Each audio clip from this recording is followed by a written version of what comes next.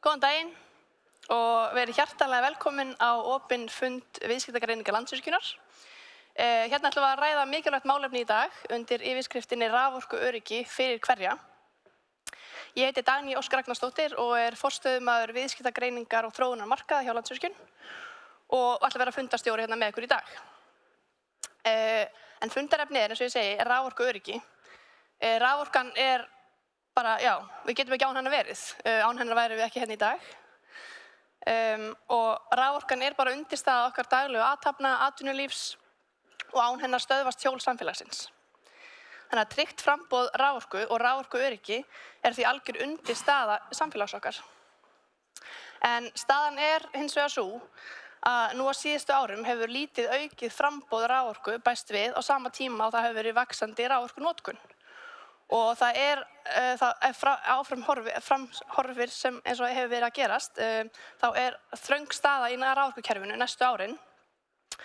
Og eins og staðan núna, þá ekkert í núverandi löggjöf sem tryggir raforkuöryggi til heimila og almenna fyrirtækja nægilega vel. En hingað erum við komin í dag til þess að ræða þessi mál betur og kafa aðeins ofan í þetta og svona ræða þetta verkefni sem framundan hjá okkur. Og en ekki síður, þá viljum við beina sjónum okkar að lausnum fyrir samfélagið sem tryggja raforkuöryggi á komandi árum. Og fyrstan á svið, þá langum við að bjóða Gný Guðmundsson, forstöðumann kerfisþróunar hjá Landsneti og hann ætlar að segja okkur aðeins betur frá stöðunni. Gjörðu svo vel, Gnýr. Takk hérlega. Takk fyrir að bjóða mér að vera með ykkur hérna. Gaman að sjá okkur. Og ég ætla að fara aðeins yfir raforkuspá Landsnets. Það hlutverk okkar hjá kerfisþróun að gefa út raforkuspá og hún gefin út árlega og þetta svona stórt samvinnuverkefni. Við erum í miklu samráði við hagaðila alls staðar frá þetta og spáin okkar hún nær til ársins 2050 og hún eiginlega tvískipt. Við erum með spá hérna hvernig almenn notkun og stórnotkun þróast og þessi orkuskipti á landi eða samgöngur í landi og slíkt. Og svo erum við með sviðsmyndir, 4 sviðsmyndir þessi orkuskipti sem eru knúin af rafeldsneyti, sem þá millilandaflug og skipasiglingar. Og svo erum við með framboðsspá, bara hvernig framboð og orku muni þróast yfir tímabilið. Og þetta svona, ég ætla ekki að staldra lengi við þetta en þetta svona eins og þessi almenna notkun og stórnotkun, það svona jöfn aukning í þessari eftirspurn og stórnotkunin, það kemur svona smá kippur á næsta ári og það svona matvælaframleiðsla eins og í Þorlákshöfn sem að koma inn og þetta svona, við erum með, þetta eftirspurn sem við erum að spá fyrir, þetta ekki notkun þannig séð, heldur bara erum við að reyna að grípa þessa raunverulega eftirspurn eftir orku og við erum ekki að horfa á einhverja viðskiptasamninga, það sem fyrirtækin að gera til þess að hámarka sína framleiðslu eða slíkt, heldur þetta bara eftirspurn sem til staðar og annaðhvort henni mætt eða ekki og ef henni ekki mætt þá geta fyrirtækin annaðhvort nota aðra orkugjafa eins og olíu eða þá bara dregið sinni framleiðslu.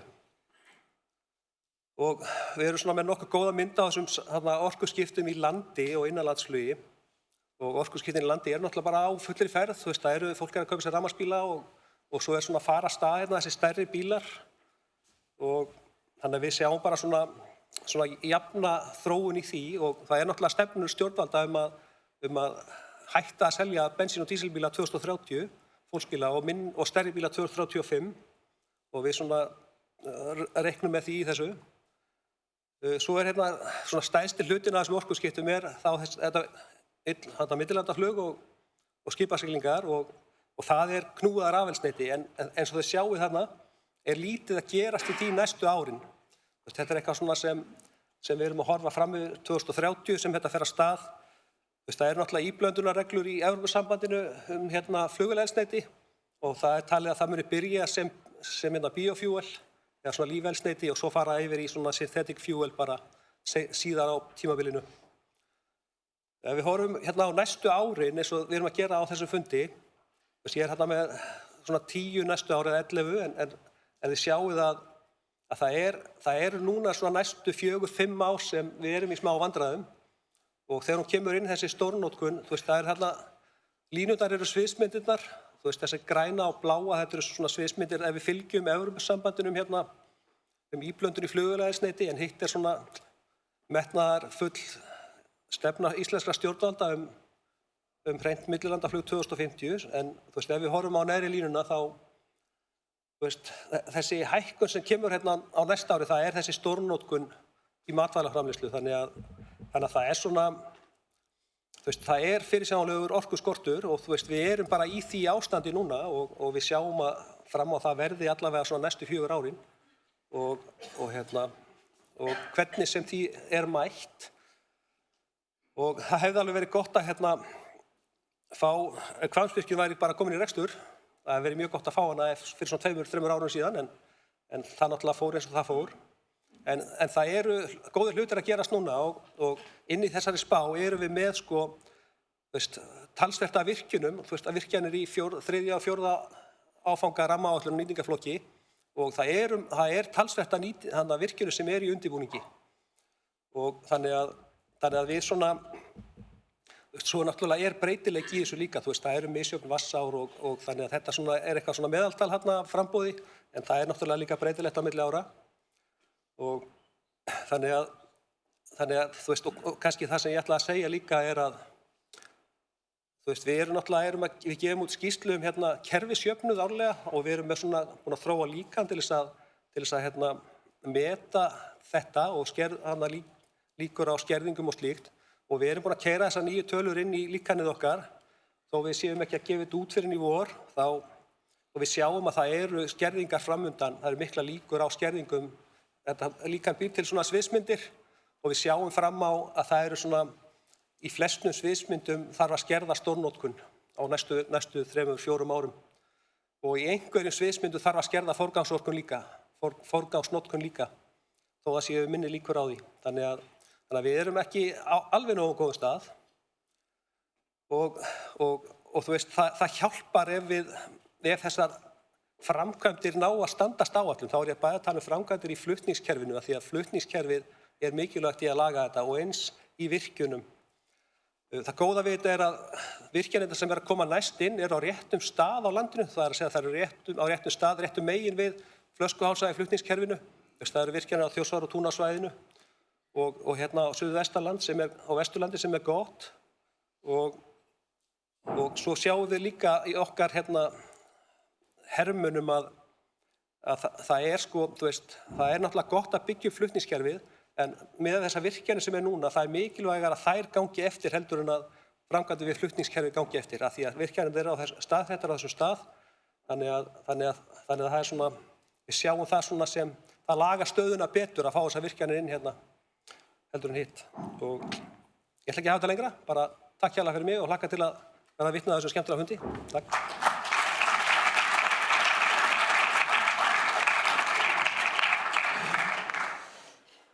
Já, kærar þakkir fyrir þetta Gnýr.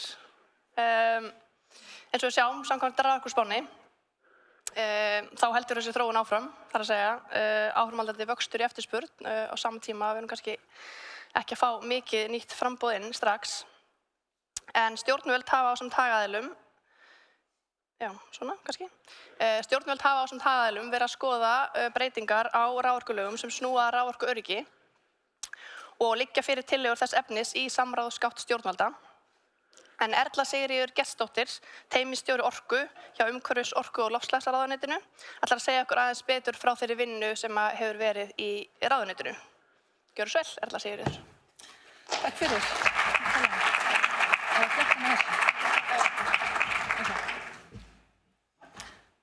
Takk fyrir og vil þakka líka Landsvirkjun kærlega fyrir að boða til þessa fundar og að ræða mjög aðkallandi mál sem er raforkuöryggi hér á landi og með yfirskriftinni raforkuöryggi fyrir hverja og það er auðvitað mjög góð spurning og mér finnst alltaf gott að byrja að kíkja í orkustefnu og ég ætla að kíkja aðeins á hana og svo segja frá starfinu eins og búið að vera í ráðuneytinu undanfarið. Nú, það er alltaf gott að byrja á orkustefnu og það er næstu því svo að ég byrja næstu í hvern einasta tölvupósta bara, já, eins og segir í orkustefnu, það og þetta. Þannig að hún heldur mjög utan all okkar vinnu og býr til ramman fyrir okkur. En hún í rauninni, sko, ég er ekki að stela þrumunni frá umfjölluninu eftir, en hún í rauninni svarar þessari spurningu, fyrir hvern raforkuöryggi. En orkustefnan segir orkuþörf samfélagsins ávallt uppfyllt og samfélagið er almenningur og atvinnulíf. Þannig að hún fyrir alla, orkuöryggi fyrir alla. Og við viljum auðvitað hafa öflugt atvinnulíf og útflutningsgreinar sem standa undir okkar lífskjörum hér á landi. Hins vegar segir hún einnig að þegar kemur að forgangsröðun orkuframboðs, hvort sem til lengri eða skemmri tíma, þá skal almenningur og þjónusta í almannaþágu ávallt njóta forgangs umfram aðra hagsmuni. Og sömuleiðis, það hefur verið spurt hver ber ábyrgð á orkuöryggi.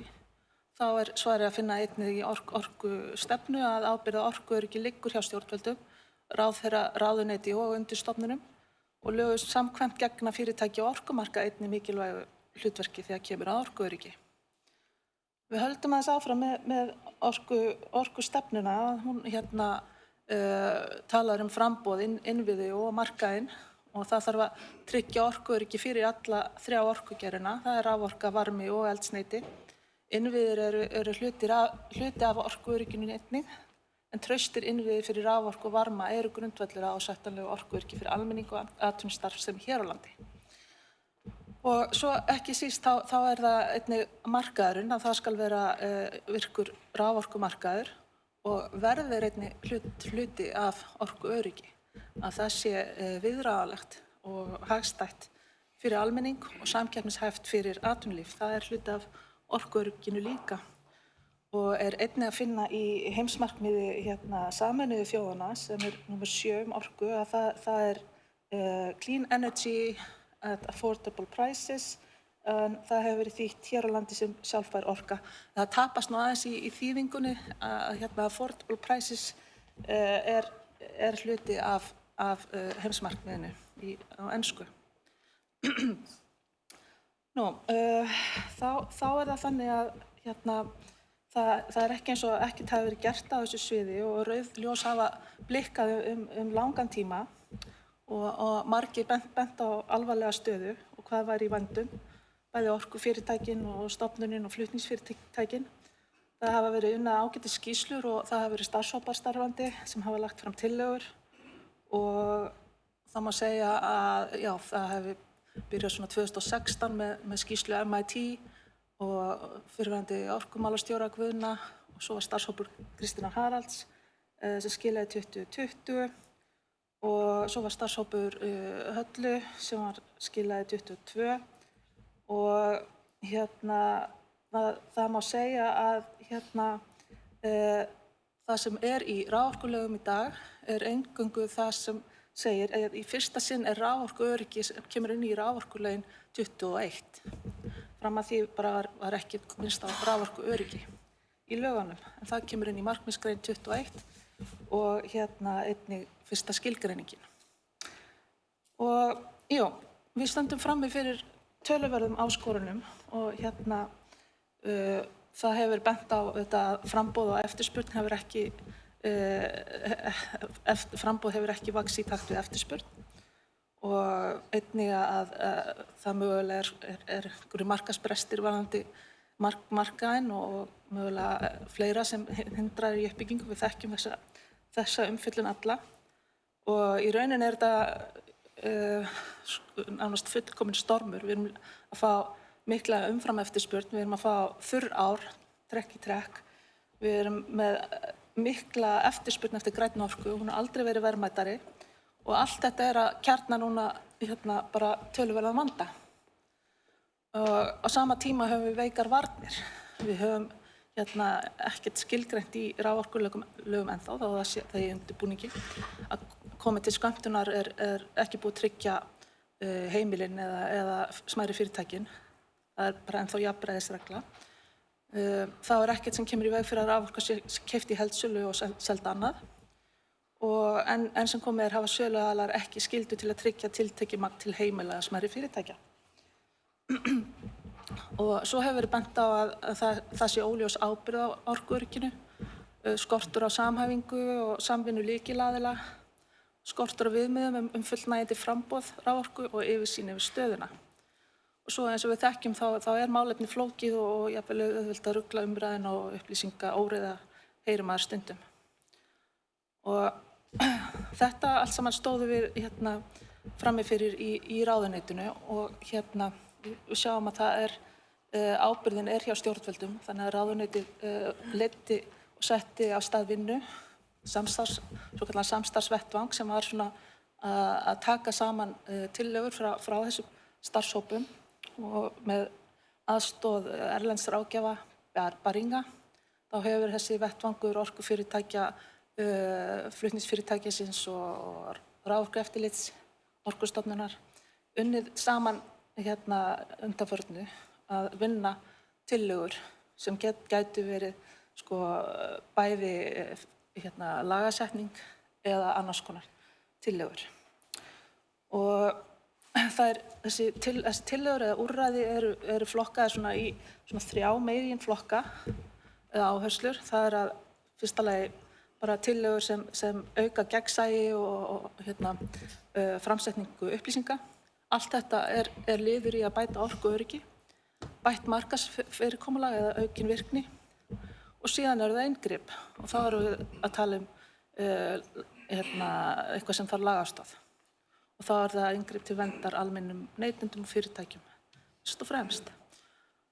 Þetta ein glæra úr þessari vinnu okkar með ráðgjafanum og þarna eru alveg 24 eða fleiri aðgerðir settar á blað og flokkaðar eftir þessum 3 flokkum og í miðjunni erum við að vinna hermilíkan og raforkuviðmið. Þetta mjög flókið en þetta er verkefni sem mun styðja stjórnvöld í að taka ákvarðanir inngrip seinna meir. En þetta ekki allt bara inngrip, þetta líka, eins og ég segi, bara stuðla að bættum upplýsingum og aukinni virkni. Markmiðið og meginreglur, þá höfum við fylgt þessum reglum að tillögu ráðgjafans. Við erum að horfa á úrræði sem byggja á meðalhófi og jafnræðisreglu. Við forðumst óhóflega dýrar lausnir og við viljum áfram byggja á 100% endurnýjanlegu kerfi. Við höfum verið að skilgreina alþjónustu með þessari vinnu af því við erum að horfa til almennings og minni fyrirtækja og þá erum við að draga úr áhættu þessa hóps og að tryggja öruggt framboð á raforku á viðráðanlegu verði aftur og svo að markaðsfyrirkomulag styrki stöðu almennings og minni fyrirtækja gagnvart stórum aðilum. Aftur þetta með alþjónustu, þá eins og ég segi orkustefna sem skilgreinir almenning og minni fyrirtæki sem í forgangshóp og einnig höfum við Evrópuregluverki sem gerir því sama en samkvæmt 3. málsgrein 3. grein tilskipunar 3. tilskipunar 2009 72 frá 2009 innri markað þá eiga heimilisnotendur rétt á alþjónustu. Það að fá afhenta raforku á tilteknum gæðum á sanngjörnu verði sem auðveldlega og greinarlega samanburðarhæft, gegnsætt og án mismunar. Og svo það hinn flokkurinn einnig það að markaðurinn verðmerki skulu stuðla að auknu framboði og lausnir styðji við vöxt eftirspurnar atvinnulífs og orkuskipta. Hér bara mikilvæg glæra sem við höfum sett fram og bara það að skilgreina þessi hlutverk var partur af upphafsvinnunni. Bara hvað gera stjórnvöld, hvað hjá eftirlitsaðalanum, hvað hjá flutningskerfinu, flutningsfyrirtækinu og svo hjá framleiðendum og smásöluaðilum. Þessi hlutverk og ábyrgð eru mjög mikilvæg og hafa stutt okkur í vinnunni. Það má segja að við hefðum viljað vera komin lengra með bætt orkuöryggi og sérstaklega varðandi lagasetningu En það hefur samt sem áður ýmislegt færst í betra horf og við vitum það búið að gera heilmikið á framboðs- og innviða hliðinni þó að sé ekki, Hvammsvirkjunin ekki komin í gagnið en það margt búið að vera í gangi. Þessi hluti taka bara langan tíma. Það búið að afgreiða rammaáætlun 3, afstækkanir, það var ein af fyrstu verkefnum nýs ráðherra, koma því í gegn. Það hefur verið farið í jarðhitaleit eftir langt hlé. Varmadælustyrkir, leyfisveitingaferlar hafa verið í endurskoðun.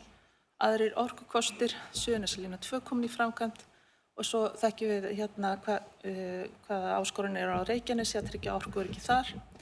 Varðandi upplýsingagjöf og gegnsæi, þetta bara stór hluti af virkum raforkumarkaði að tryggja þessa hluti.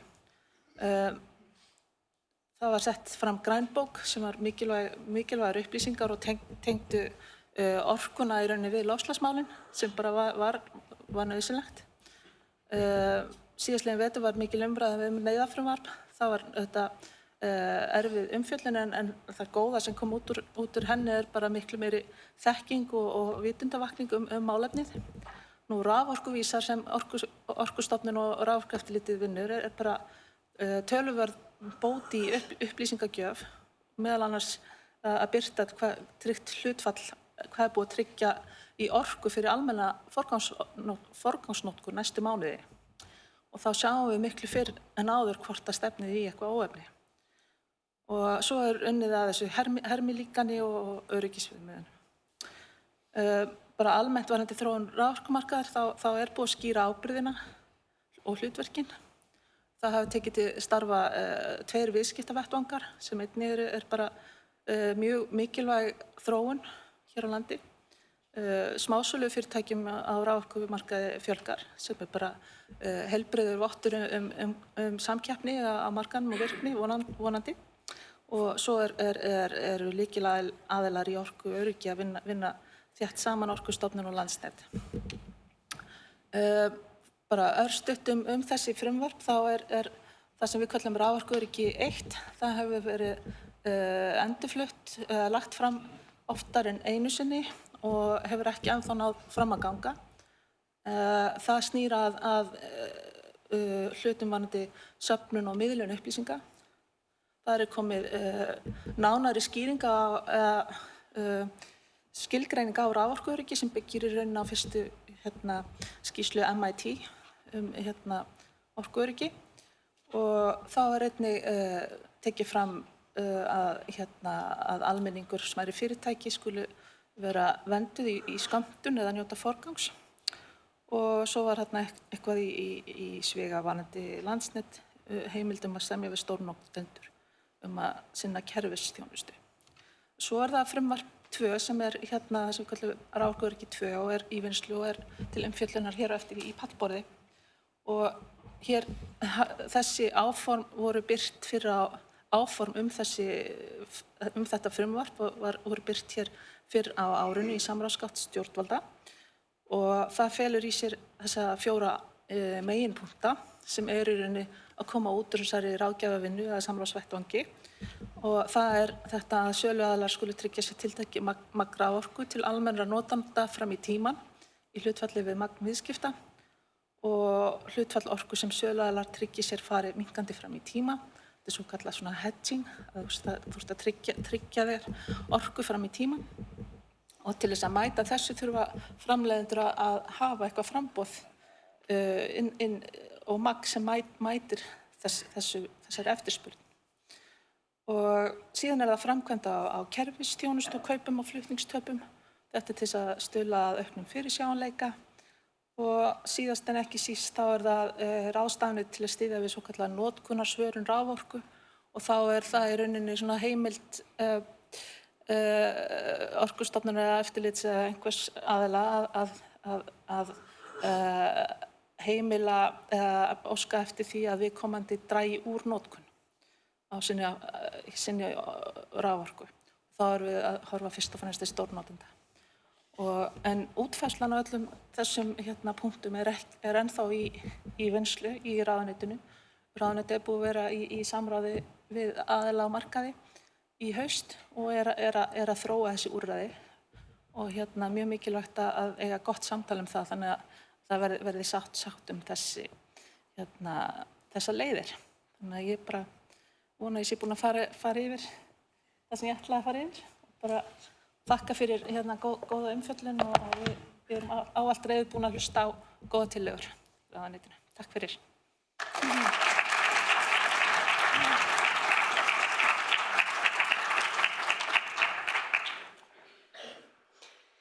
Já, við þökkum Erlu Sigri kærlega fyrir fróðlega innsýn í stöðuna á raforkuöryggismálum hjá ráðuneytinu. Mikil góð vinna sem hefur verið þar í gangi og mikilvægt að halda henni áfram. Núna framundan eru hjá okkur 2 pallborð. Við ætlum að nota við tökum 2 pallborð og stutt hlé á milli þeirra og ætlum að reyna að klára í kringum 11. Við ætlum að nota Slido fyrir spurningar, þannig að þið getið sendt inn spurningar til þátttakenda í pallborðunum. Þá farið þið bara inn á slido.com og getið notað myllumerki, raforkuöryggi eða skannað QR-kóðan. Og þarna inni getið líka séð spurningar frá öðrum og kosið spurningar ef þið sjáið ykkur sem þið viljið fá svör við. Þannig að ég bara hvet ykkur eindrið til þess að nýta það. En nú er komið þess að fyrra pallborðinu og við höfum rammað pallborðina aðeins inn út frá þessum tillögum sem að liggja fyrir í samráðsgátt og snúa mögulegum breytingum á raforkulögum sem að Erla Sigríður sýndi okkur á síðustu glærunni hjá sér. Og í fyrra pallborðinu þá er áherslan hjá okkur meira á mögulega framboðsskyldu og skyldur sölufyrirtækjanna. En við viljum líka bara heyra fjölbreytt sjónarmið frá þáttakendum. Mér langar bara rétt að nefna að fyrir þáttakendur í pallborðum að við erum saman komin fyrirtæki sem eru sum hver á samkeppnismarkaði, þannig að bara mikilvægt að hafa það líka í huga í öllum umræðunum. Annars tekur bara Silja Rán Steinberg Sigurðardóttir núna við, aðstoðarforstjóri Rarik, og hún ætlar að stýra umræðunum. Og mér langar bara að bjóða þáttakendum í fyrra pallborðið að koma sér fyrir og meðan ætlum við að heyra í fleiri þáttakendum eða fleiri aðilum í stuttu myndskeiði á meðan. Gjörðu svo vel. Eitt meginmarkmið raforkulaga er að tryggja raforkuöryggi í öllu landinu og það er þess vegna lykilatriði að hér sé raforka fyrir alla hópa raforkunotenda og þetta er líka eitt af því sem að skapar samkeppnishæfni Íslands. Það er að segja að hér sé næg, græn, hagkvæm raforka. Aðilar hafa lítið sem ekkert val, þeir þurfa að fá raforku og geta ekki án hennar verið og þar er alveg saman hvort við séum að ræða heimili eða almenn fyrirtæki. Við þurfum að tryggja aðgengi að raforku fyrir samfélagið og við ættum að reyna að forðast að tryggja raforku fyrir ákveðna hópa á kostnað annarra. Við verðum að tryggja raforkuöryggi fyrir almennotendur og sérstaklega það kom ekki til skammtana. Já, verkefnið framundan snýr fyrst og fremst að því að tryggja orkuöryggi fyrir heimili og smærri fyrirtæki. Við þurfum náttúrulega að huga sérstaklega að því að heimilin hafi aðgang að raforku en það er líka mikilvægt til þess að hér vaxi upp lífsgæði og við getum í rauninu byggt upp samfélag þar sem eru lífsgæði að fyrirtækin hafi líka aðgang að raforku. Þannig að við þurfum í rauninu að tryggja aðgengi til langs tíma fyrir allt samfélagið. Við því Orku heimilana teljum að það þurfa að tryggja raforku til heimila og smærri fyrirtækja á landinu og sérstaklega heimila sem eru með rafkendingu því að þessir aðilar hafa ekkert val það hvort þeir ætla að nota raforku eða ekki. Þegar við erum að tala grunnþarfir fyrir samfélagið og að þær verða að uppfylla fyrst, að þá tel ég að þar séu heimilin og allir mikilvægir innviðir og líka hluti fyrirtækja. Sú staða sem hefur verið teiknuð upp í greiningum Orkustofnunar og Landsnets er mjög alvarleg og virðist benda til þess að eftirspurn verði meira en framboð á allra næstu árum sem skapar töluverðan vanda í ljósi þess að við getum ekki mætt þessari eftirspurn með nýju framboði. Þessi staða gerir það verkum að það þarf að endurskoða lagarammann mjög alvarlega.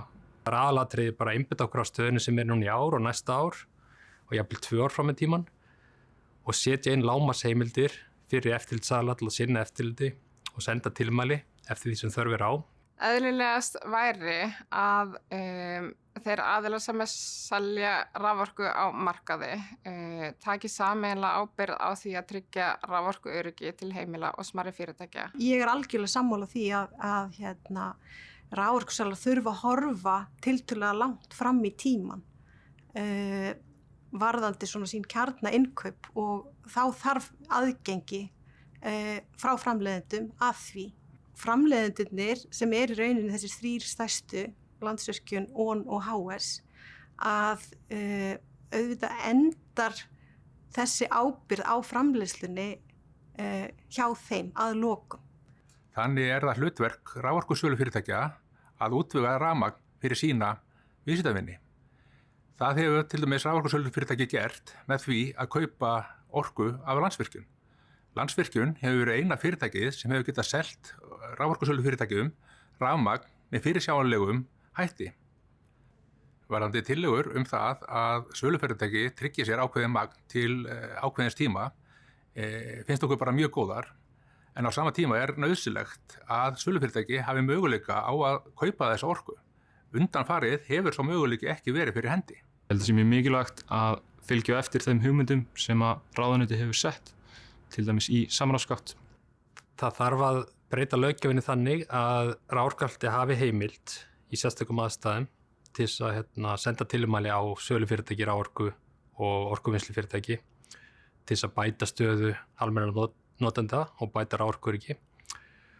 Og það þarf líka að skýra heimild varðandi öryggisviðmið og hlutverk í raforkuöryggi. Þannig að það myndi hjálpa mjög mikið.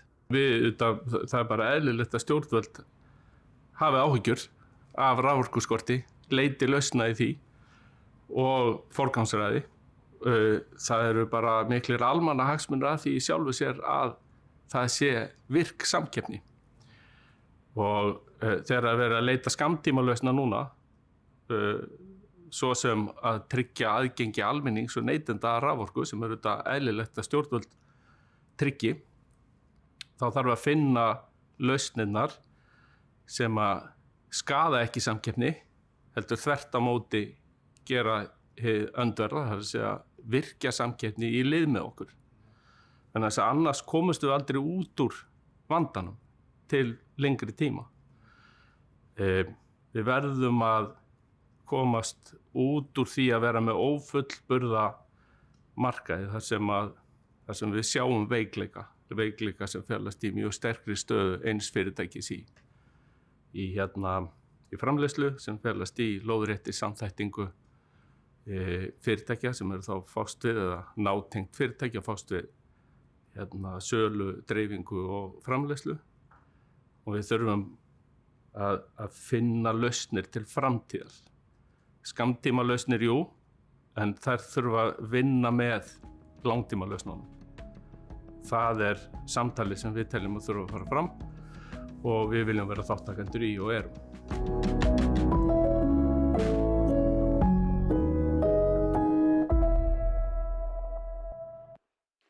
Jæja, komið sæl. Aftur. Mér finnst ég vera í svona tökku 2 svolítið. Við tókum einna raforkumarkaðinn fyrir mánuði síðan og hér er ég komið með fullt af fagfólki að ræða þessi mikilvægu mál. Mér langar að byrja því að biðja ykkur að kynna ykkur, af því að ég er ekki með starfsveitin ykkar hérna og ég vil ekki móðga neinn og þegar segja ykkur að vitleysu, bara byrja þér. Já, sæl, Hjálmar Helgi Röggvaldsson hjá Orkunótturinnar, forstöðumaður viðskiptaþróunar og orkumiðlunar. Já, ég er Magnús Kristjánsson, ég er forstjóri Orkusölunar. Íris Róbertsdóttir, ég er bæjarstjóri í Vestmannaeyjum og formaður sveitarfélaga á köldum svæðum. Já, komið sæl, ég er Hanna Björg Konráðsdóttir og ég er deildarstjóri raforkueftirlits. Komið sæl, gaman að vera með ykkur. Ég heiti Tinna Traustadóttir og er framkvæmdastjóri sölu og þjónustu hjá Landsvirkjun. Já, komið sæl, ég er Magnús Þór Ásmundsson og er forstjóri Rarek. Ok, þetta voru áhugaverðir fyrirlestrar sem við horfum á og líka þessi vídeo. Og ég er ennþá að hugsa það glærun hennar Erlu sem voru allir kassarnir á og ekki bara fara yfir alla, nei, tjóka. Ég hef séð þessa glæru áður og það er að mörg að taka. Mér langar svolítið að reyna að einfalda þetta og reyna að tala um þetta mannamáli en þó við þurfum að fara aðeins á dýptina þá það líka allt í lagi. En mér langar að byrja á þér, Íris, að þú ert að koma frá sveitafélögunum og fulltrúi varðandi Köldusvæðin og auðvitað Vestmannaeyjum. Bara hvernig horfir þú á þetta? Hvernig kemur þetta við ykkur? Ég rosalega fegin að þú talaður að þetta ekki alltaf fara á dýptina, að því ég náttúrulega bara sitja í sófanum sem leikmaður, en auðvitað líka fulltrúi notenda. Við að því ég sé í öllu þessu sem var að verða að fara yfir þegar að talað almenning og fyrirtæki og væntanlega eiga sveitafélögin að falla undir það sem telst þá vera fyrirtæki. Það eru miklar áhyggjur hjá sveitafélögum og hjá okkur í dag með það hvort að við hreinlega ekki bara áhyggjur á kostnaðinum orkunni, heldur hvort við hreinlega fáum orku. Og við sem erum á köldum svæðum eins og þið öll vitið hér, við þurfum bæði orku til þess að geta kveikt ljós og stungið í samband, en líka rafmagn til að framleiða varmaorku. Og við höfum haft áhyggjur af þessu í tölverðan tíma og við settum okkur það markmið í stjórn samtakana núna að verkefninum vetrarins væri að taka samtalið það að hér á Íslandi eru 2 virkir raforkumarkaðir. Það eru þessi skipting stórnotendamarkaðurinn og þessar hefur komið fram þessar 4 terawattstundir sem þyrfti kannski fyrir hinn hluta markaðarins sem að við höfum áhyggjur á að fái hreinlega ekki orku. Og ég held að svona samtöl eins og hafa verið, ég held að þetta sé gríðarlega mikilvægt að því ég held að almenningur og líka eins og við sveitafélögin, við erum kannski bara svolítið að vakna upp við vondan draum. Það er búið að vera að tala um þetta en kannski á svolítið innan geirans eins og þau eru að segja, áhyggjur hér og þar. Og svo finnst mér líka að vera kannski púað á mig. Ég held að þurfi allir að leggja eitthvað til inn í þennan almenna markað. Svolítið það sem að maður sér sem leikmaður utanfrá þá eru ekki öll framleiðslufyrirtækin og þeir sem eru að framleiða orku að taka þátt í að tryggja almenningi og til dæmis ef við tala bara út frá sveitafélögunum, við þurfum að veita lögbundna þjónustu, við þurfum að hafa opin íþróttahús, skóla, sundlaugar, leikskóla þó þeir sé ekki lögbundnir, ef þið vissu það ekki, það er ekki lögbundin þjónusta sveitafélaga, samt eru þetta algjörlega nauðsynleg. En það er svona áhyggjurnar okkar og ég bara er rosalega ánægð með það að við séum komin á þann stað að umræðan sé að það verði að tryggja almenningi og fyrirtækjum orku, að því við getum ekki dreigð úr framleiðslu sko. Við slökkum ekki á ofnunum eða sleppum því að kveikja ljós til að elda mat og ýmislegt annað. Þannig ég er bara rosa glöð og þakklátt fyrir að vera hérna sem fulltrúi notenda en hlakka til að heyra ykkur sérfræðingunum. Takk fyrir það. Og mér langar, talandi lögbundna þjónustu, þá langar mig að snúa mér að þér, Magnús Þór. Rarik sinnir líka lögbundina þjónustu sem að koma orkunni á milli staða. Hvernig finnst þér þetta hvar heldur þú að vandamálið liggi? Já, Rarik og önnur dreifiveitu við erum í beinum samskiptum og viðskiptum við þennan viðkvæma hóp eða þann hóp sem að við teljum að þurfi að vernda og undanfarin misseri þá höfum við orðið mjög tilfinnanlega vör við skort þar sem að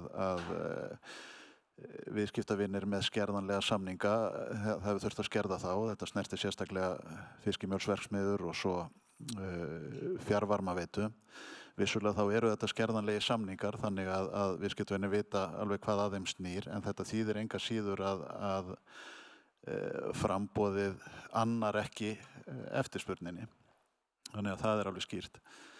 Mér finnst vera mjög mikilvægt það sem kom fram í erindi Erlu Sigríðar verðið þannig að raforkuöryggi það snýst ekki bara framboð, það snýst framboð og verð. Að það sé aðgengi allra að raforku á viðráðanlegu verði og þetta skiptir sérstaklega miklu máli fyrir sveitarfélög á köldum svæðum nákvæmlega þar sem að dreifingin er niðurgreidd en smásala raforku er ekki niðurgreidd og þar getur verðið margfaldast ef að markaðurinn fer algjörlega að ráða för. Þannig að við finnum þetta á eigin skinni og því miður fyrir sjáanlega á komandi vetri líka. Hjálmar, vil ég spyrja þig, hvernig finnir þið fyrir þessu hjá Orku náttúrunnar? Eru farin að finna fyrir þessu? Já, svona fyrst og fremst finnum við fyrir þessu bara í þeim verðum sem að myndast á markaði. Það er þetta vonaskar kemur fram hún í vor og það er aðgengilegt öllum hvernig verðin að þróast þar. Það er gríðarlega hækkanir í gangi, þannig að það er svona fyrst og fremst þar. Ég fagna því sem Íris talar að vinnslufyrirtæki þurfa að sína ábyrgð og ON hefur gert það svo sannarlega frá 2015. Við höfum bætt inn 350 gigawattsstundum inn á almennan markað frá okkar einu virkjunum. Þrátt fyrir að vera aðeins með 70% hlutdeild á markaðnum þá erum við að sinna honum 27% inn á almennan markaðinn sem hækkað gríðarlega á síðustu árum. En fyrst og fremst er þetta verðin og við höfum þetta áhyggjur af því að við getum ekki endalaust verið að verja verðin fyrir almenning og við sjáum þá skýrslu Eflu bara núna í lok október að það er gríðarlegur verðþrýstingur á markaði. Þannig að mér finnst verðvernd líka skipta miklu máli og þá er spurning hvaða aðila viljum við verja fyrir verðum. Já, ég hef mikinn áhuga að tala verðvernd en ég ætla að byrja á að spyrja þig Magnús Kristjáns. Viltu bæta ykkur við þetta? Hvernig sjáu þetta í orkusölunni?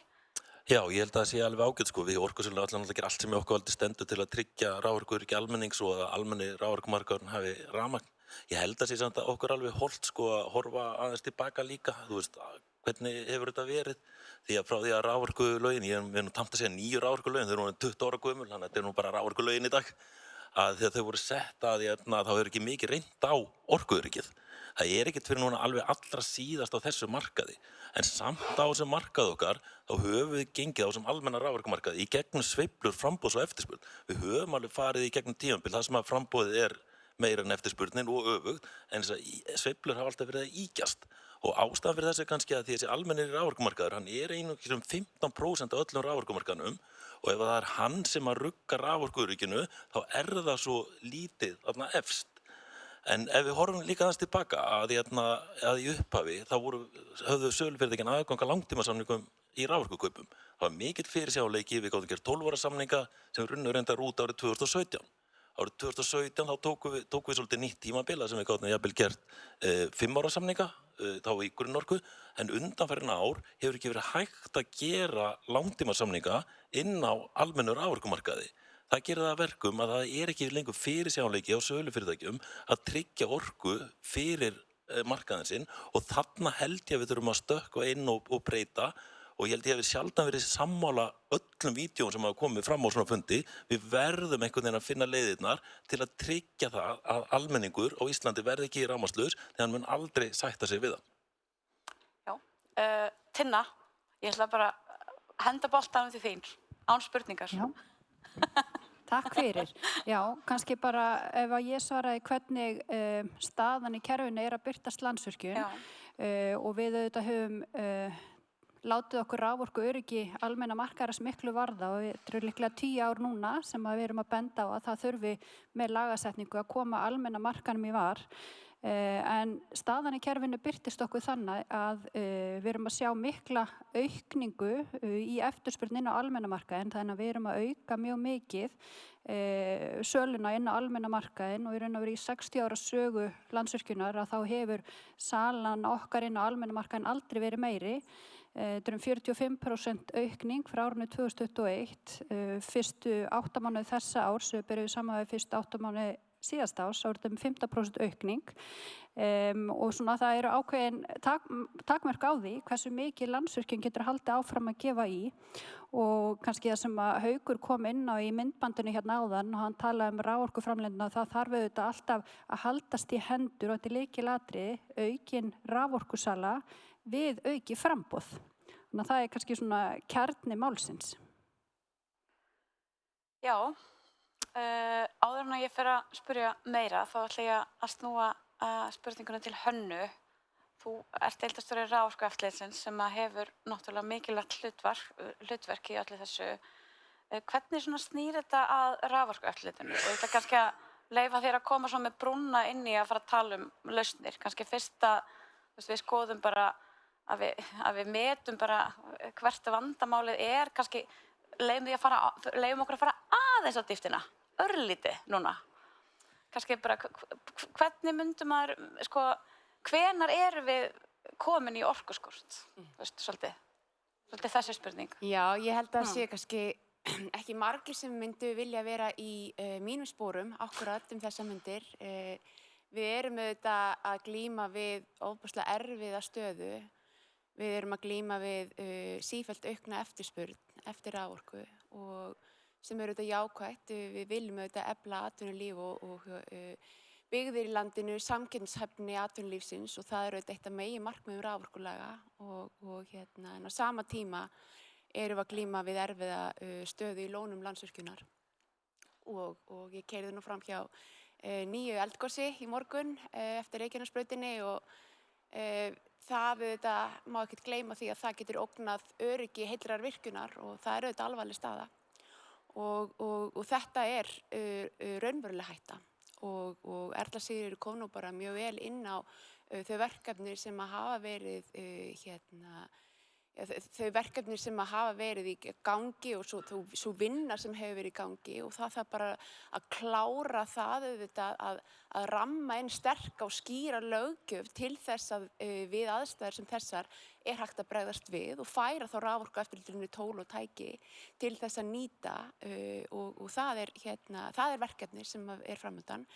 Þegar við erum að tala raforkuöryggi þá þetta bara margar lögfræðilegar skilgreiningar á því hvað raforkuöryggi og ég ætla ekkert að dvelja við það.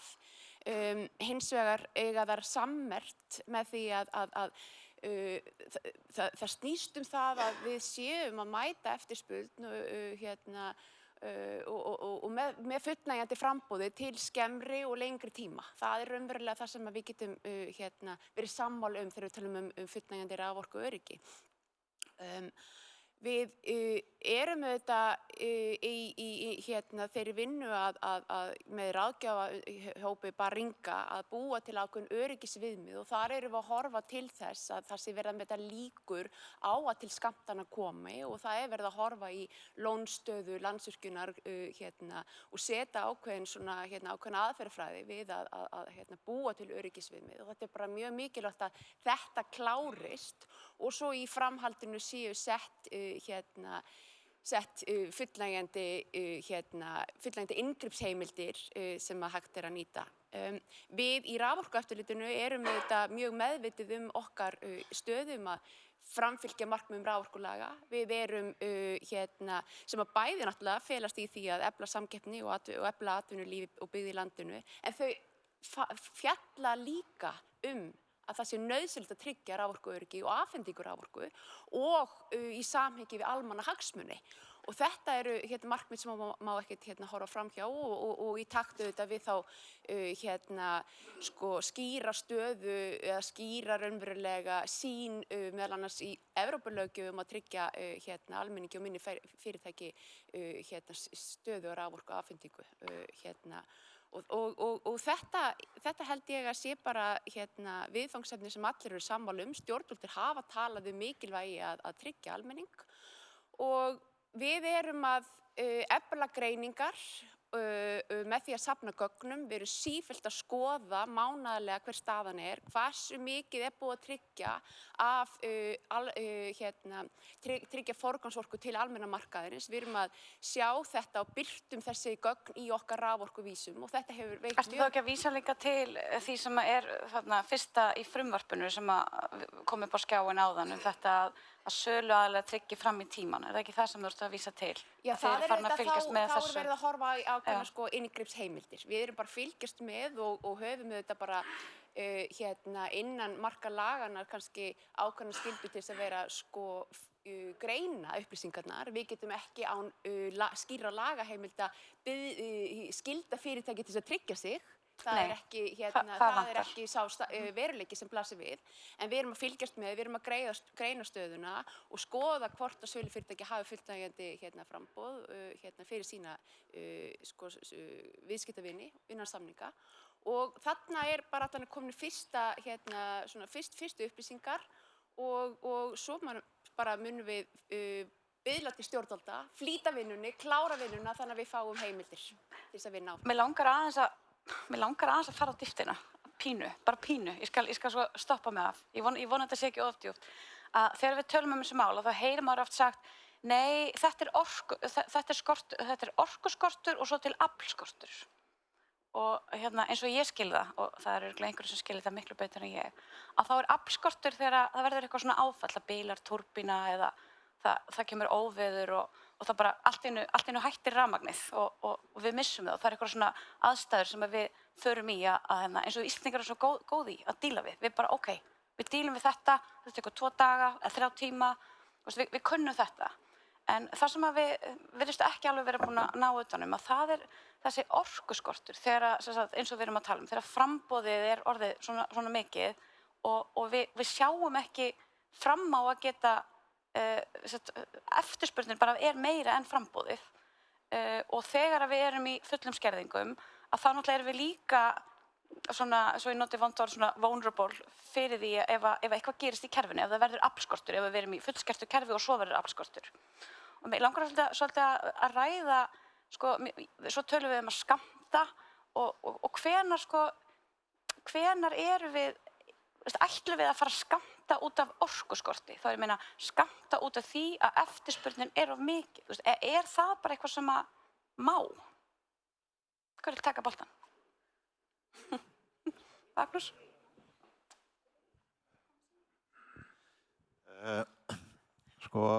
Hér erum við jafnvel farin að tala það að skerða forgangsorku ef við erum komið svo langt, finnst mér. Magnús Kristján sagði hérna áðan að það má ekki gerast að ljósins slökkni bara á heimilunum, að heimili verði rafmagnslaus og Gnýr talaði sviðsmynd þar sem að mögulega yrði skortur á forgangsorku eða ekki hægt að útvega forgangsorku. Mér finnst eiginlega þetta bara ekki eiga að vera í orðabókinni hjá okkur. Eins og við sjáum bara í Evrópu og víðar að það bara brugðist við með þeim ráðum sem til eru. Menn draga fram þá kosti sem að eru til staðar og þeir snúast vissulega flestur jarðefnaeldsneyti. Það er að framleiða orku með olíu, með gasi, með kolum og ef að við berum ekki gæfu til þess að bæta við framboðið af endurnýjanlegri orku að þá þurfum við að fara þangað því að skerðing á forgangsorku er ekki valkostur í mínum huga og þetta hefur bara efnahagslegar afleiðingar. Ég meina við erum í dag að flytja inn olíu fyrir 160 milljarða á ári og þetta mun bara auka við þá tölu. Þetta hefur áhrif á loftslagsmarkmið, við náum ekki loftslagsmarkmiði þjóðarinnar og þar fyrir utan að það verður bara áhrif á loftgæði í minni samfélögum og allstaðar þar sem að þarf að vera, en allavega svona mín skoðun er svo, það þarf bara að grípa til þeirra ráðstafana sem að hægt er til þess að koma í veg fyrir að þetta gerist. Já, bara í framhaldi af þessu að það má kannski segja að staðan sem að við erum núna komin í raforkukerfinu aflið er líka takmarkandi þáttur, þannig að uppsett aflið í virkjunum okkar, það er bara allt saman í vinnu. Og síðan kannski aðeins varðandi orkuskortin að þá auðvitað höfum við búið þannig hnútar að við samið skerðanlega orku og ég vil bara leggja áherslu á það að það er eðlilegur hluti af lokuðu raforkukerfi, vatnsaflsíkukerfi, það sem hefur verið samið afhendingu á skerðanlega orku í góðum vatnsárum og hún sé þá takmörkuð á móti þegar við erum með þurrum vatnsárum eins og við höfum verið að lenda í núna. Þannig að það er svona hluti af eðlilegum rekstri. Eins og þetta horfum við Landsvirkjun að þá er það, má segja, útgangspunktur í öllum okkar rekstri að það komi aldrei til takmarkana á afhendingu á forgangsorku. Það þýðir það bara að það er einhver sem mun ekki fá orkuna. Við munum aldrei selja það mikið að komi til takmarkana á afhendingu á forgangsorku. Það er þá bara óviðráðanleg ytri atvik, einhverja náttúruhamfarir eða eitthvað slíkt. Og þetta varðandi skammtanir, það er eitthvað sem er auðvitað algjört svona neyðarúrræði og þess vegna er mikilvægt að við klárum þessa góðu vinnu, yfirstandandi vinnu á vegum stjórnvalda raforkuöryggi sem ég held að hafi verið núna yfirstandandi í hátt í 24 mánuði. Ég held að við öll sem erum í sófanum höfum tekið þátt í þeirri vinnu nema Íris og algjörlega frábær vinna, við erum komin að góðan rekspöl, við erum að nýta nýta þarna erlenda sérfræðiþekkingu, við erum að nýta sérfræðiþekkingu úr bransanum okkar og líka til þess að lyfta okkur upp sko og leggja áherslu á okkur að miða áfram. Það ekki bara raforkuöryggis vinna stjórnvalda, það hérna raforkuspá Landsnet sem akkerið okkar, það raforkuvísarnir hjá Orkustofnun, þannig að bara við miklu betri yfirsýn yfir stöðu raforkuöryggis hjá almenningi núna heldur en við höfðum bara fyrir 12 mánuðum síðan og síðan það þetta þessi viðskipta vettvangar raforku líka sem komin til skjalana, þannig að þetta á fullu en svona við erum ekki komin í mark og þetta bara mikilvægt að halda þeirri vinnu áfram. Já, ég held kannski að þegar við erum að tala munun á orkuskorti og aflskorti þá erum við þetta að horfa á sko orkuskortur þegar raunverulega ekki til staðar nægir eða fullnægjandi framleiðsla til þess að anna eftirspurn og síðan sko þegar við erum að tala aflskort þá það í raun og veru sko geta flutningsfyrirtækisins hún ekki fullnægjandi, það verður kannski bilun í vél eða virkjun eða slíkt og þá það raunverulega geta flutningsfyrirtækisins, hún ekki til staðar til þess að raunverulega anna eftirspurninni. Þannig að það er þessi stigsmunur sem við erum að horfa í og við þekkjum það auðvitað úr geiranum að flutningsfyrirtækið og dreifveitunar hafa ákveðnar ráðstafanir þegar raunverulega aflskortur til staðar og þá til staðar tiltækar varaaflsvélar og mjög mikilvægt úrræði. En þegar við erum að horfa á orkuskortinn þá auðvitað getur vel verið að við séum ef við nýtum ekki eins og Tinna sagði réttilega áðan mikilvægt tækifæri til að búa til lagaumgjörð og tryggja aðgerðir til staðar þá auðvitað getur að endingu komið til þeirra slæmu stöðu að við þurfum að grípa til skammtana. En það sé bara mjög mikilvægt að horfa til allra annarra leiða því að við viljum auðvitað markaðslögmálin gildi, það mjög mikilvægt. Við viljum hins vegar líka auðvitað skoða ákveðnar aðgerðir, það þá hægt að fara til dæmis í að skoða endurkaup á stórnotendum, það eitt tæki, það eitt tæki að skoða klára útfæra framboðsskyldu vinnslufyrirtækja og sölufyrirtækja, það eitt tæki og svo náttúrulega styrkja heimildir raforkueftirlitsins til að beina bindandi tilmælum til fyrirtæki við ákveðnar aðstæður og þetta bara fjölmargar leiðir og ég meina það auðvitað líka hægt að horfa til þess að varaaflsvélar séu keyrðar yfir ákveðinn tíma til þess að koma í veg fyrir skömmtun og það má alveg ræða það líka. Má ég aðeins segja? Já. Af því að ég bara algjörlega sammála því hluti af raforkuöryggi verðið.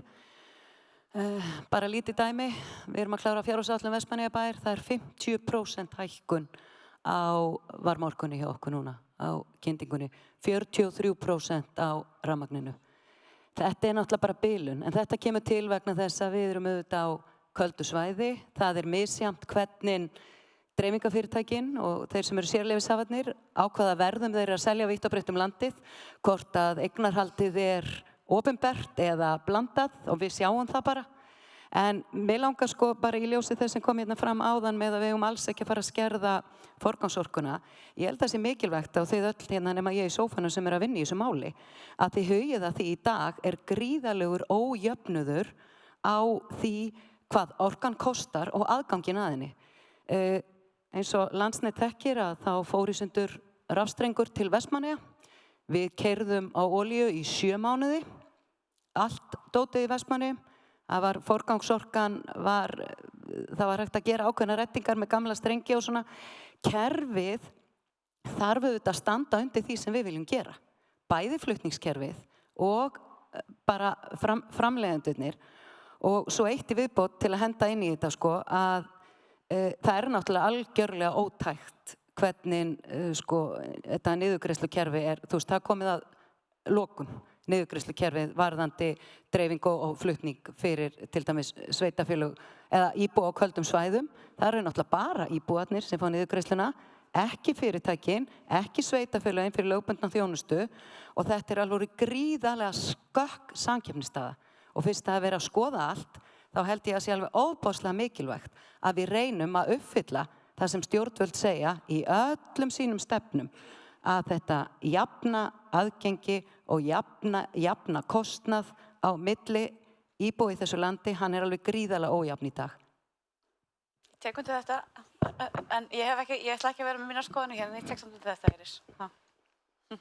Hérna, ég veit ekki hvað ég á að fara mikið á dýptina í afli og orku, en ég held að það sem við erum að glíma við í dag sé náttúrulega bara orkuskortur og það endurspeglar kannski bara, ef við tek bara minn rekstur í því að fyrsti mælikvarðinn sem ég skoða á hverjum degi er vatnsstaða Þórisvatns og ég er ekki að reka Þórisvatn. Því að þú veist, það er bara orðin okkar lykil mælikvarð í dag, svo fyrir við að kíkja á hina mælikvarðana í rekstrinum. Ég held að Þórisvatn sé að verða eitt mikilvægasti innviðu þjóðarinnar. En svo kannski vil taka líka undir það, þessar skerðingar, þessar mögulegu skerðingar, það kom fram hjá Landsneti að þau munu mögulega þurfa að skerða forgangsorku. Og ég veit ekki hvernig við myndum alltaf fara því, alltaf fara inn á almenna raforkumarkaðinn og velja út hverjir yrðu fyrir þessum skerðingum. Það þarf þá að velja einhverja hjá einhverjum söluaðilum sem eiga þá ekki orku. Ég veit ekki alveg hvernig þetta myndi verða í praktis. Ég held að við verðum bara að bera gæfu til þess og horfa til þess að láta almennan raforkumarkað vera, tryggja honum orku og vera bara sammála um það eins og mér finnst þurfa að koma fram hérna í dag. Já, kannski litlu við þess að bæta, en ég vil aðeins taka undir það sem ég er að tala um aftur, varandi jafnt aðgengi að orkunni. Mér finnst líka mikilvægt að ræða það að heimili og lítil fyrirtæki, þau geta ekki gert lengri samninga við sölufyrirtæki heldur 3 vikur og sölufyrirtækin þá heldur ekki með fyrirsjáanleika til framtíðar til þess að tryggja orku fyrir heimilin og smærri fyrirtæki og það eru þeir aðilar sem við erum að ræða hér til þess að reyna að tryggja raforku til framtíðar. Þannig að mér finnst mikilvægt að reyna að ræða það og skoða það hvernig við getum leyst þá stöðu líka. Já, og þarna erum við kannski komin í þess að brúa milli þessara mála og raforkumarkaðarins af því að hvernig hann er hannaður, það hefur svo mikil áhrif á, eða held ég, á þessi mál. Þannig að mér veist mér langar bara svona að henda út, aftur komin út í, þurfum við að hanna hann öðruvísi, þurfum við að, annarkvort að setja hömlur á langtímasamninga fyrir svona millistærri notendur eða þurfum við að leyfa ennþá minni notendum að gera langtímasamninga? Ég veit það ekki. Eru þið með einhverjar pælingar? Eins lítið inngrip á hægt eins og við höfum talað um að einu frálsa markað heldur sé mjög mikilvægt. En heldur sé líka mikilvægt að bara orkubókhaldið sé í lagi, þannig að Orkustofnun hafi þá heimild til að kíkja á orkubókhald sölufyrirtækja, vinnslufyrirtækja og þar með talið eins og heildsalan, eins og Erla Sigurður nefndi, það stóra áskorun þar að við vitum ekkert hvert raforkan úr heildsölunni fer, hvort hún fer alla almenna markaðin eða er hún að leka til stórnunda. Mér finnst mjög mikilvægt að við séum með þetta góða orkubókhald og séum ekki að 2 eða 3 telja orkuna inn í bókhaldið.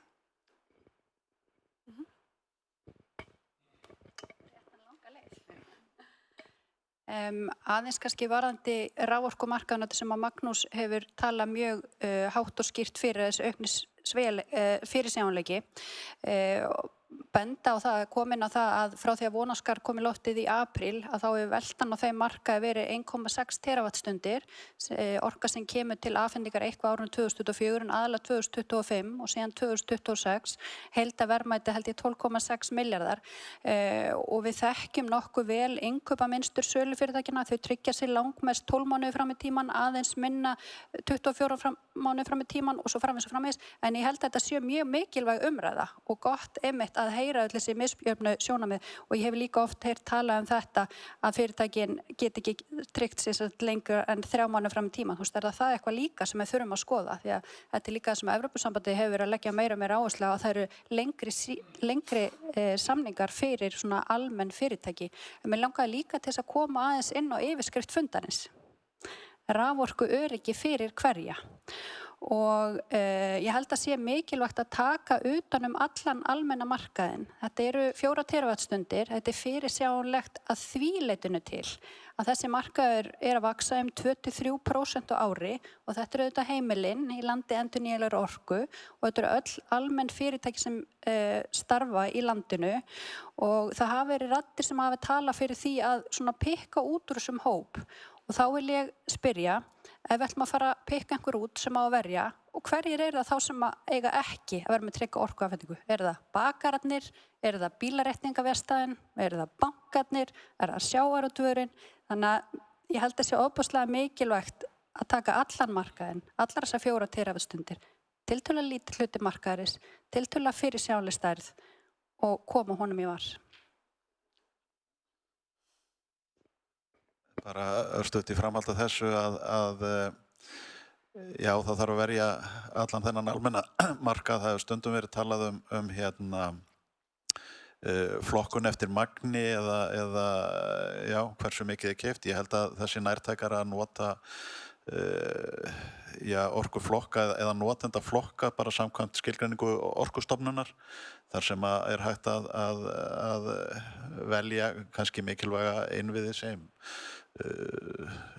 skóla, heilbrigðisstofnanir og svo framvegis. Það sé svona betri nálgun heldur en magnið, en ég held við þurfum líka að hafa í huga að þegar við erum að tryggja rekstur kerfisins að algjör forsenda fyrir rekstri kerfana er að tryggja reiðuafl, tryggja flutningstöp og dreifitöp. Það í raun og veru er alltaf fyrsti forgangur.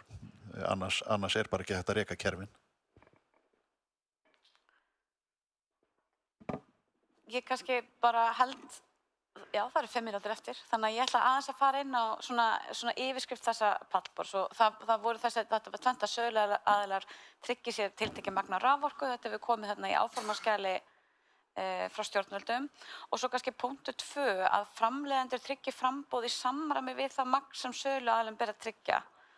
Kannski bara, mér langar bara að spyrja þig Hjálmar og bara hvernig skilur þú þetta? Já, ég held að megi nú alveg lesa það úr umsögnum að fólk skilur þetta mismunandi hátt og það er mismunandi hagsmunir hjá öllum. Okkar afstæða þarna er bara ef við ætlum að fara þessa leið að skylda vinnslufyrirtækin að koma með þetta framboðinn á markaðinn, þá er framleiðslu hlutdeild sanngjarnasta leiðin og þessi jafnræðisregla sem við erum að tala skiptir líka miklu máli þar. Þannig að það má skoða það leið og það er engin ein töfralausn við þessu, en þetta er eitthvað sem við verðum bara að ræða og reyna að finna út úr. Já. Vil ykkur fleiri Já. Ég held ég held að bara lykillinn í þessu er að við þurfum að tryggja framboð, tryggja fyrirsjáanleika fyrir sölufyrirtækin. Við þurfum að tryggja að sölufyrirtækin hafi aðgang úr samningssetti sem getur komið í veg fyrir að verði orkuskortur á almennur raforkumarkaði. Þannig mér finnst það mjög flott að bara sölufyrirtækin verði að tryggja sér fram með tíman og það sé eitthvað eftirlit með því. Eins með til þess að það gerist þá þurfum við framboð, þá þurfum við þessa framboðsskyldu. En ég held ekki að tjá mig um það hvernig eiga skiptinni. Ég ætla ekki að biðja neitt það hér. Ég held að útgangspunkturinn eigi að vera sá að markaðslögmálin leysi málin eins og það hafa gert hingað til, lágmarka öll inngrip. Við þurfum að horfa á einfaldar lausnir, þetta þurfa að vera vel ígrundaðar lausnir og þetta þurfa að vera hagkvæmar lausnir. Því að ef við erum með of flókið og of dýrt kerfi til þess að tryggja raforkuöryggi fyrir almenna markaðinn, að þá endar það auðvitað alltaf þannig að neytendur og raforkunotendur borga brúsann.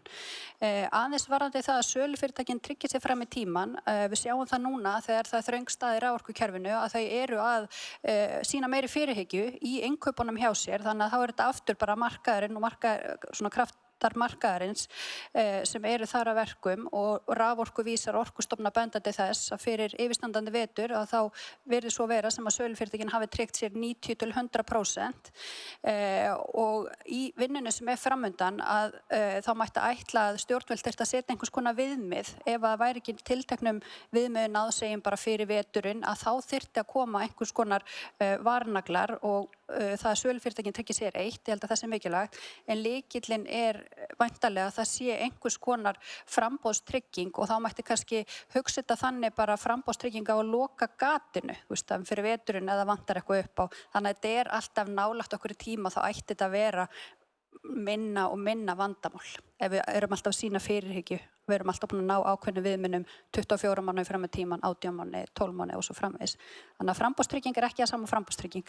Ég verði að fá að taka nokkra slætó. Ég gleymi mér alltaf og ég ætla að fá að taka spurningu sem er þriðja efst og ég skal reyna að komast í hinna tvær. Ég bara, af því að af því ég verð bara að nota, mér finnst þetta áhugaverðasta spurningin. Hvað sanngjarnt raforkuverð þegar það er umfram eftirspurn?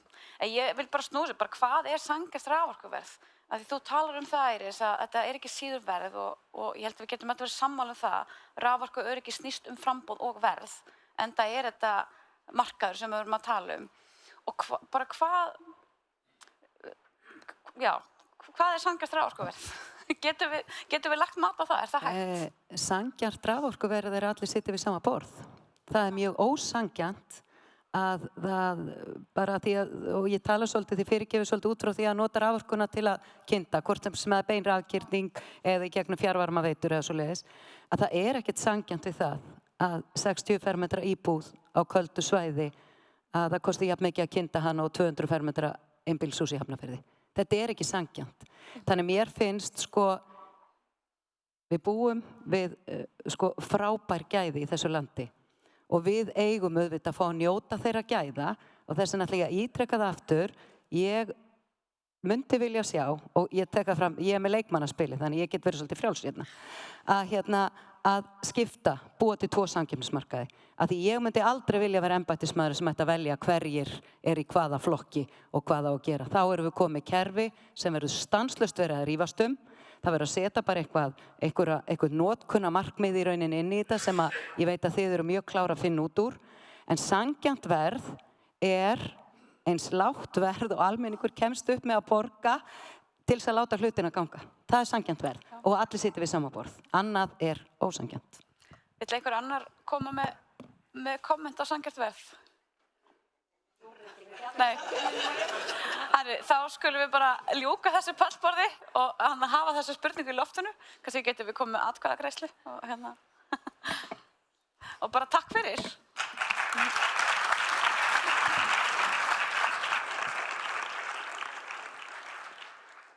Já, við þurfum náttúrulega að hafa skýra leikreglur, hver að gera hvað og við þurfum samt líka að vera í ákveðinni samvinnu. Við þurfum að koma okkur saman þessar leikreglur og við þurfum í rauninni, sérstaklega ef það koma einhverjir tímar þar sem er skortur eða eitthvað slíkt, þá þurfum við í rauninni ekki að vera að bítast innan geirans, heldur reyna að vinna saman að því að forgangsraða þessu á eins réttlátan hátt og hægt fyrir samfélagið og lífsgæði í samfélaginu. Þegar hugsað raforkuöryggi, þá finnst mér alveg augljóst að þar sem íslensk raforkuframleiðsla á sér stað í lokuðu kerfi en eftirspurn eftir íslensku rafmagni, það getur komið hvaðan að. Á allra næstu árum bera raforkuframleiðendur gríðarlega mikla ábyrgð og tryggja það að álag á kerfið verði ekki umfram eðlisfræðilega getur raforkukerfisins til að framleiða orku. Framleiðendur allir sem einn bera ábyrgð á því að tryggja það að skuldbindingar raforkukerfisins séu innan þeirra marka sem að kerfið ræður við.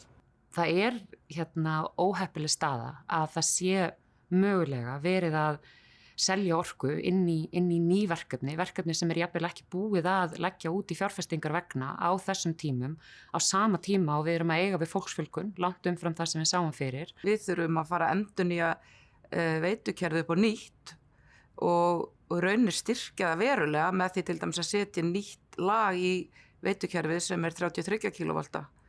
Þannig að það á öllum vígstöðum sem þarf í rauninni að vinna. Það verður skortur á þessari grænu hagkvæmu orku sem jú svona kannski grunnurinn að meðal annars samkeppnishæfni Íslands. Eitt það mikilvægasta sem við getum gert þetta að tryggja það að laga umgjörð í kringum raforkumarkaðina sé þannig að hér séu virkir og vel fúnkurandi markaðir. Við teljum líka þessi bara mjög mikilvægt að stjórnvöld heyri og fái þau skilaboð alveg skýrt að orka verður nýtt. Spurningin bara hvort það sé græn orka einhvers konar annars konar orka. Skýrum leikreglum og öðru sem kemur þá frá stjórnvöldum ákveðin stefnumótun að reyna þá að láta frjáls viðskipti og þann ávinning sem hægt að hafa af slíku njóta sín. Stórnotendur taki meiri þátt í raforkuöryggi og kerfisþjónustu, rauninni bjóði fram ákveðna þjónustu til að bæta raforkuöryggi og það fara þá fram útboð og geta allir tekið þátt. Og það geta alveg verið stórnotendur, það geta verið hitaveitur, það geta verið gagnaver og fleiri aðilar, minni aðilar jafnvel sem safnað saman og taka þátt. Og það getur alveg verið svo staða, sérstaklega með háveitur og kannski kalt úti, að það þurfi bara að borga talsvert hátt verð til þess að kaupa orku aftur inn á almenna markaðinn. og sem þá bara í rauninni kemur í veg fyrir skammtanir á forgangsorku. Þeir hafa sameiginlega hagsmuni. Þeir hafa sameiginlega hagsmuni af því að hér sé sterkt og öflugt kerfi þar sem að stærri aðilar geti tryggt stærðarhagkvæmni í kerfinu, geti réttlætt þær dýru og flóknu fjárfestingar sem þarf að fara til þess að sé hægt að tryggja hér öruggt raforkuframboð allt land á hagkvæmu verði sem almennt myndi ekki vera hægt að bjóða upp á í svo fámennu og dreifbýlu landi eins og Ísland er. Verkefni framöndan snýr auðvitað að því að hámarka þennan ábata af orku, vinnslu og sölu og ábati þjóðarinnar felst auðvitað fyrst og fremst í bæði þeim tekjum sem við fáum fyrir sölu á raforkunni og þessu aðgengi heimila og smærri fyrirtækja að orku á viðráðanlegu og hagstæðu verði. En ábatinn felst einnig í þeirri verðmæta og atvinnusköpun sem verður til hjá þessum fyrirtækjum sem við seljum raforkuna til.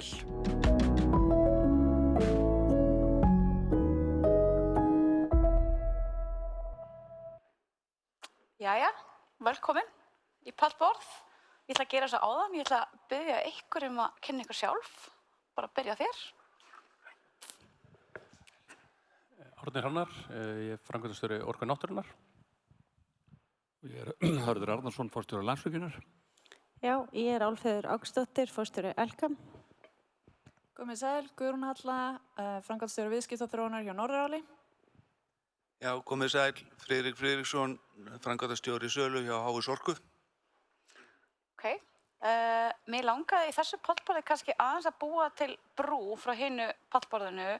Við vorum svolítið, ég held að sé alveg komið á hreint svona að það einhvers konar vandamál og kannski við einbetökum okkur í þessu pallborði að ræða svolítið lausnirnar og með svona fókus á þessi 4-5 ár sem að Gnýr talaði í byrjun, bara stöðuna þessi ár. Þannig að ég kannski bara fæ að byrja þér, Hörður. Bara eitthvað sem þú vilt bæta við varðandi það að greina vandamálið en kannski aðalega bara hvernig sérðu þetta gerast núna næstu 4-5 árin?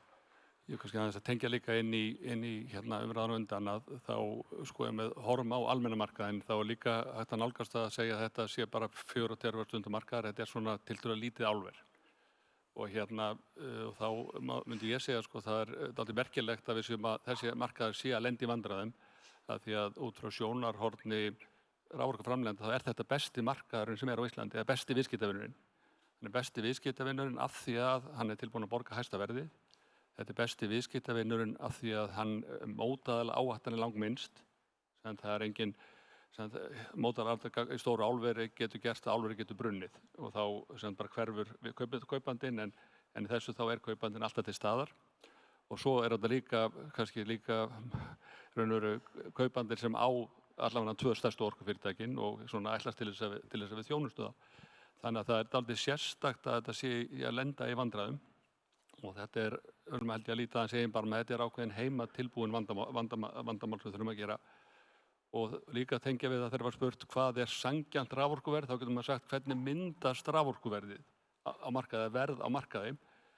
Og þá er eiginlega tvenns konar verðmyndun alltaf sem getur myndast á markaði. Það er annarkvort þetta sé kaupendamarkaðar eða seljendamarkaðar.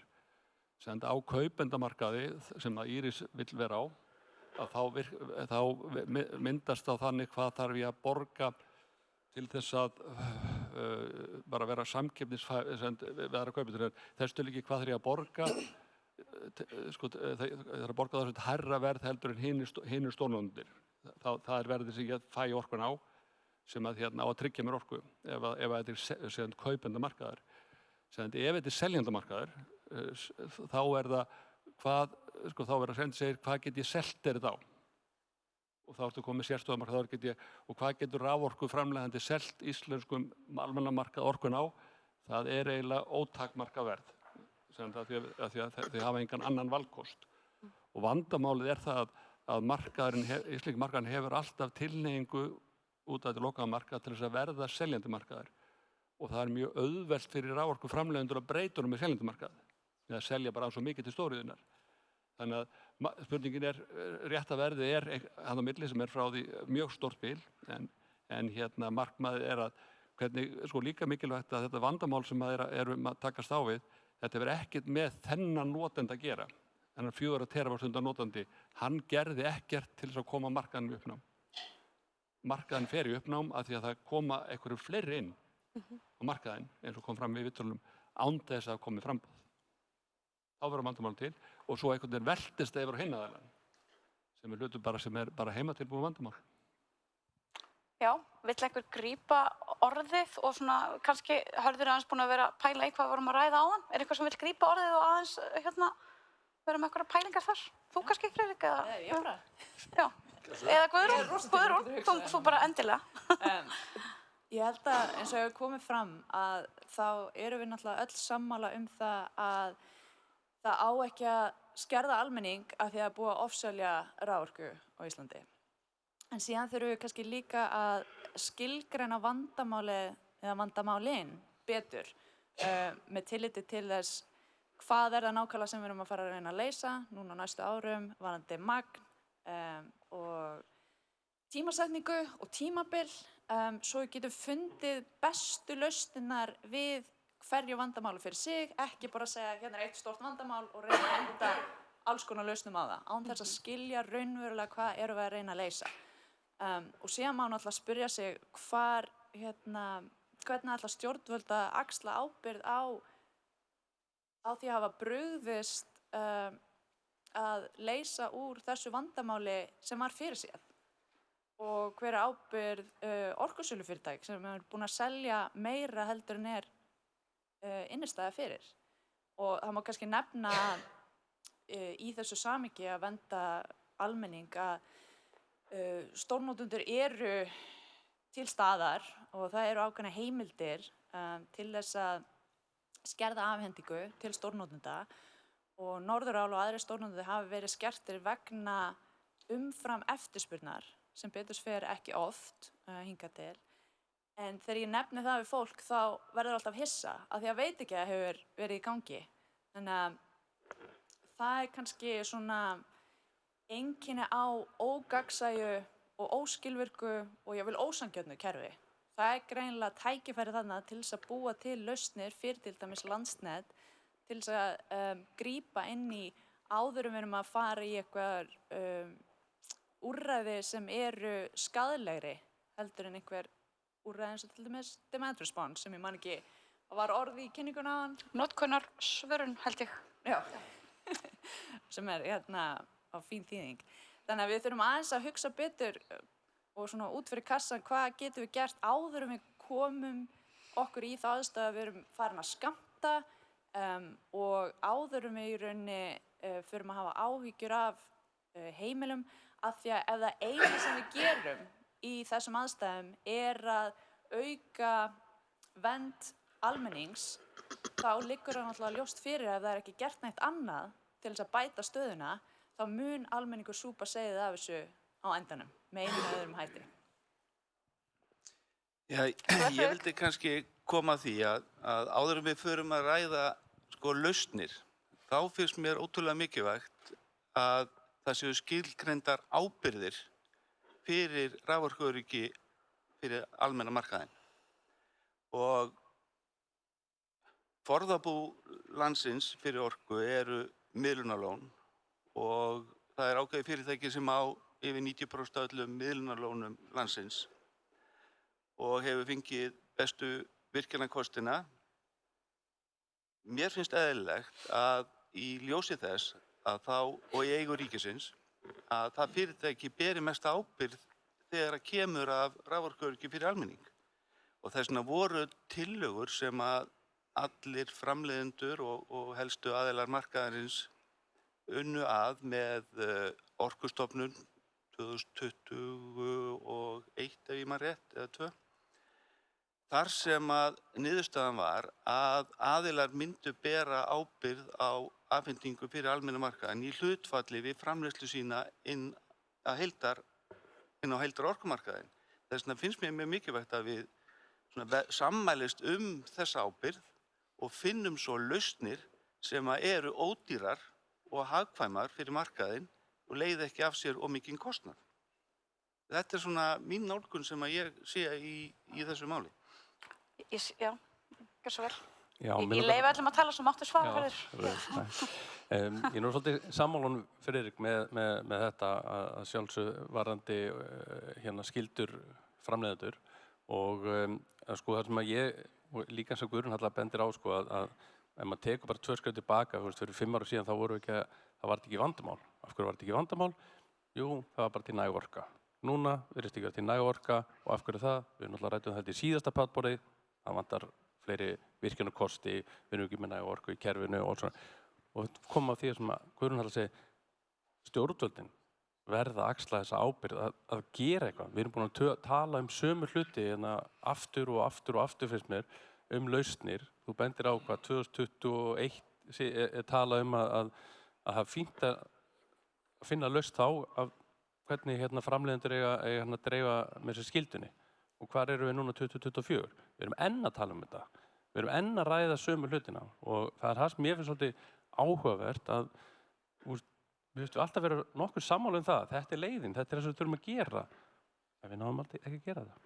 Þannig að ég svona, ég ætla bara að taka svolítið undir þetta. Áður en að Hörður svara, þá ætla ég að leyfa þér, Alfheiður, að bara... Með eldræðu, Hörður, það að vera með eldræðu. Nei. Ég kannski vil aðeins kjarna umræðuna bara út frá kannski því sjónarmiði sem ég get bætt við. Það fólk sem mun færar að tala almenna markaðinn og hvernig hann byggður upp. En þú veist, ég náttúrulega bæði Íslendingur og hef hagsmuni af því að við gerum þetta vel hér, en svo ég líka ábyrg fyrir rekstri fyrirtækis, það sem vinnur líka fullt af fólki og fullt af fólki háð því að svo rekstri gangi vel. Og kannski hvernig þetta hefur horft við mér í breytingu, ég er búin að vera upp á Grundartanga lengur en ég vil kannski segja upphátt, en það sem hefur kannski gerst í dag fer stór partur af minni vinnu í að liggja inn á Orkustofnun, að sækja gögn þróun á raforkumarkaði og ég get líka sagt ykkur það að inn á öllum skjám í öllum stjórnstöð það allir að horfa á Þórisvatn. Hver staðan í dag. Þannig að við erum að framleiða kísilmál, við erum ekki orkuframleiðslu en við þurfum orkuna og erum alltaf í rosa góðu samtali að finna út hvernig við getum leyst þetta í sameiningu þetta ástand en það sem að ég kannski er að horfa í að við þurfum að byrja að skipuleggja okkur út frá því að við séum að fara að skerða raforku töluvert mikið á hverju ári nú næstu 4 ár fram í tíman. Þetta líka dregur úr samkeppnishæfni okkar á Íslandi þannig ég taki þetta aðeins í það því við getum talað um kostnaðinn í ríkara samengi, þetta dregur úr líftíma eignan okkar og þetta er rosalega erfitt upp á að vera að byggja upp stöðugan góðan iðnað á Íslandi. Þannig að ég held að þetta líka tengja þetta svolítið þarna, en svo skil ég alveg umræðuna líka og óttan sem skapast á heimilum, ég bara skil það, en ég held að sé samt alveg staðrind að við erum aldrei hlæjandi upp á Grundartanga með alla opna í gangi og Reykjavík rafmagnslaus, sko. Við erum ekki illmenni. Þannig að mér finnst sú umræða líka stundur svolítið leiðilega að þetta sé hvernig almennumarkaðurinn á móti stóru vondu stóriðinni, af því að við erum öll Íslendingar og tiltölulega gott fólk held ég bara, en þannig við erum alveg tilbúin líka í samtali að ræða, eins og vorum að ræða þessa frábæru neyðaræfingu sem að Landsnet hélt, það sem kom fullt af veikleikum upp, en sko skiljum við raunverulega hvað þarf að gerast, hvað þurfum við að gera hjá Elka? Þú veist, ef það kemur bara bestamögulega sviðsmynd, þurfum við að taka 1 2 opna, hversu hratt, hversu lengi, hvað þarf Norðurál að gera, hvað þarf Alcoa að gera og hvað þurfa þessi stóru aðilar að gera. Og ég smáhundur í þessu samhengi, við erum að nota mun minna en álverin en getum samt hjálpað helling. Þannig ég held að þetta sé svolítið spurning að við reynum að vinna saman að einhverjum lausnum og viðbragði í neyðarástandi, af því að neyðarástand er aðeins annað en orkuskortur og það er náttúrulega bara rosa mikil eftirspurn að koma til Íslands sem er líka frábært og við þurfum bara að aukna orku inn á kerfi, það er grunnvandinn eins og ég sé það. Já, varandi Þórisvatn þá sko, það eiginlega hefur ekkert upp á sig að kíkja þegar veðrið er svona sko, það breytist ekkert og það er skynsamlegt fyrir ykkur ef þið vaknaði á morgnana að kíkja á langtíma veðurspána, bæði IR og Blika eru með 10 daga veðurspá og þá kemur í ljós hvort það sé eitthvað blot á leiðinni sko. Við gerum það líka. Það er ekkert að frétta. Þannig að það því miður gerist ekkert þegar er komið svona frost. Þurfum við ekki að læra bara rigningadans? Það er von á blota sko, svona eftir svona 10 daga. Ef við kíkja á veðurspána þá er svona, eða möguleiki. Já, segðu að það er að lækka mikið. Já. En aðeins ég svara Friðriki þá er kannski aðeins komin einhverjum varandi skerðingarnar sko í raun og veru sko hefur Landsvirkjun ekki heimilið til að skerða orku út frá að kerfið er ofselt og við fáum alveg lögfræðinga fyrirtækjana alveg til að skoða það. Við hefum eingöngu heimild til að skerða í lélugu vatnsári sko ef skortur og við seljum aldrei tökum aldrei á okkur skuldbindingar sem við ráðum þannig við lendum við vandræðum í sko lélegu vatnsári. Þannig að en ég svaraði ekki Silvía líka á hana fyrirgefðu alveg rétt hvernig þessi 5 ár að koma í gegn. Já. Hvernig við komast í gegnum það. Sko við verðum að komast í gegnum það að einhverju stórnotendur sem að gera ráð fyrir því jafnvel að fá orku, fá ekki orku. Það verður að gerast þannig. Það verður sárt, en þegar einhverju aðila, það verður, sko, þetta gæti bjargast ef það væri gott vatnsár og þetta lagast aðeins 26 og svo aðeins 27 þegar við komum með Búrfellslund inn. En það verður að vera þeim megin sem að gerist og vonandi verður það án þess að orkufyrirtæki lendi í skaðabótakröfum út af skuldbindingu sem það tekið á sig. En varðandi þetta sem við ræddum svo mikið framboðsskylduna, það þarf bara að nást niðurstaða í það. Og ég vil líka segja, sko, það eru tvenns konar orkugeymslur. Það jarðhitageymurinn og það vatnsstaðan, sko. Og ég myndi segja að bestu virkjunina væru virkjunina sem voru byggðar bæði með hitaveitu og raforkuframleiðslu. Það eru hagkvæmustu virkjunina í Íslandi. Það er svona bara að halda því til haga. En sko, ef við horfum á kerfið, þetta sé bara, almenni markaðurinn sé bara eitt álver. Hvernig fer eigandi álversins, sem þá íslenska þjóðin Nestlauki, hvernig fer hún að því að tryggja sér raforku á hagkvæman hátt? Það er langt skynsamlegast að semja við einhverja, jafnvel alla raforkuframleiðendur, eins og Norðurál gerir, og tryggja sér orku fram í tímann. En það væri mjög dýrt fyrir þennan Norðurál, ef að Norðurál myndi alltaf vilja eiga option á aðila sem væri ekki afhendaðinn. Segjum að eins og kannski ef við erum kannski að afhenda á markaðinn 50% en erum með 70% markaðshlutdeild. Ef að Norðurál vildi það alltaf við varum með til hliðar viðbótar 20%, Norðurál þyrfti að borga það. Þannig að ef við förum þá leið að hafa þannig að það sé framboðsskylda sem eitthvað langt frá því sem varst að afhenda undan, þá verður það dýrt fyrir markaðinn. Auðvitað aðilar að komast út úr markaðanum, en við þurfum öll að hafa bara skuldbindingar gagnvart þessu álveri eins og við höfum gagnvart öðrum álverum. Og vandamálið kannski það engin almennt að semja fyrir hennar markað.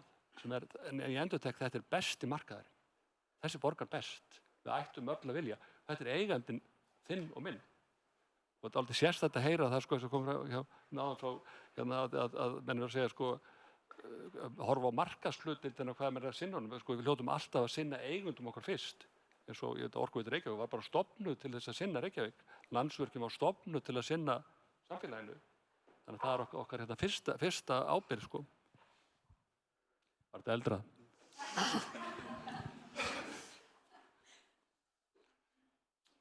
Þið er velkomið að tala, Friðrik. En ég get líka Ég ætla komið nú fleiri bara spurningar. að bæta við að því að þú nefnir besta markaðinn. HS Orka er að selja 45% af þeirri orku sem að félagið stýrir inn á almenna markaðinn og svo hlutdeild hefur haldist mjög stöðug alveg frá 2020.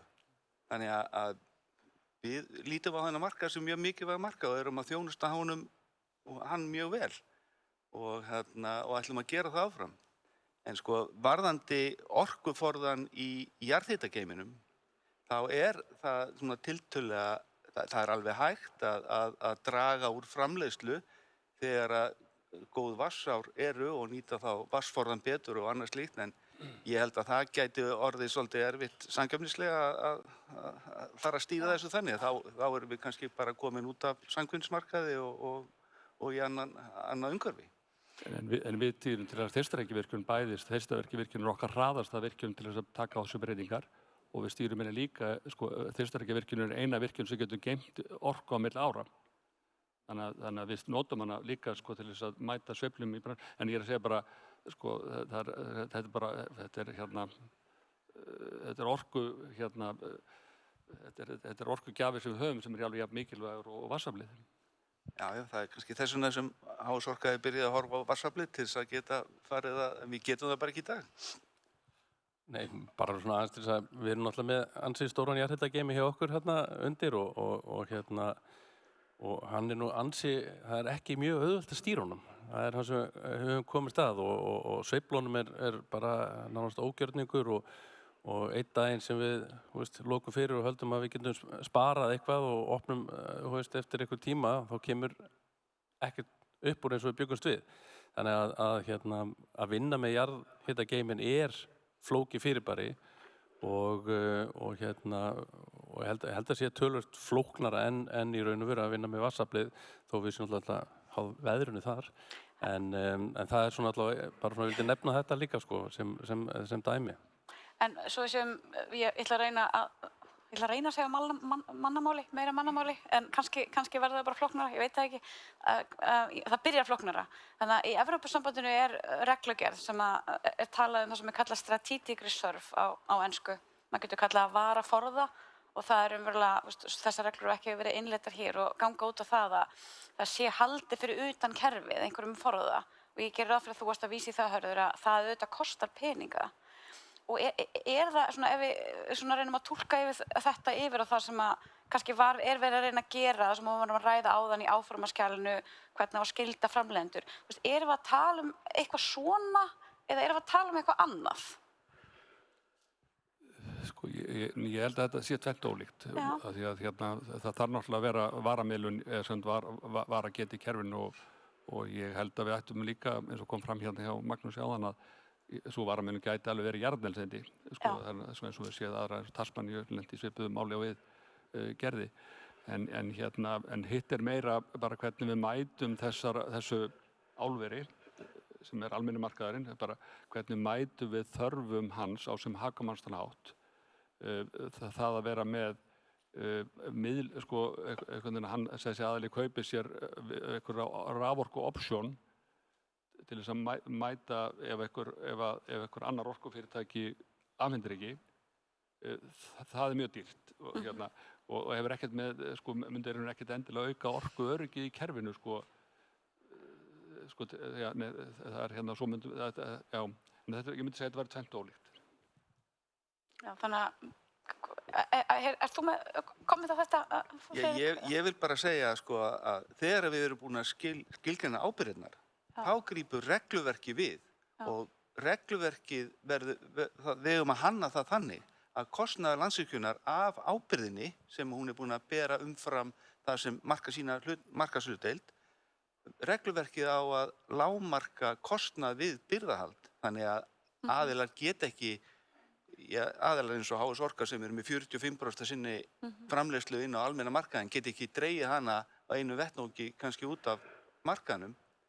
Það myndi hjálpa til, það er mjög erfitt fyrir Landsvirkjun að grípa það á einu vettvangi og það er ósanngjarnt og kostnaðarsamt að þurfa að liggja með mikla orku sem varabirgði en við að búa til regluverk til að lágmarka þann kostnað.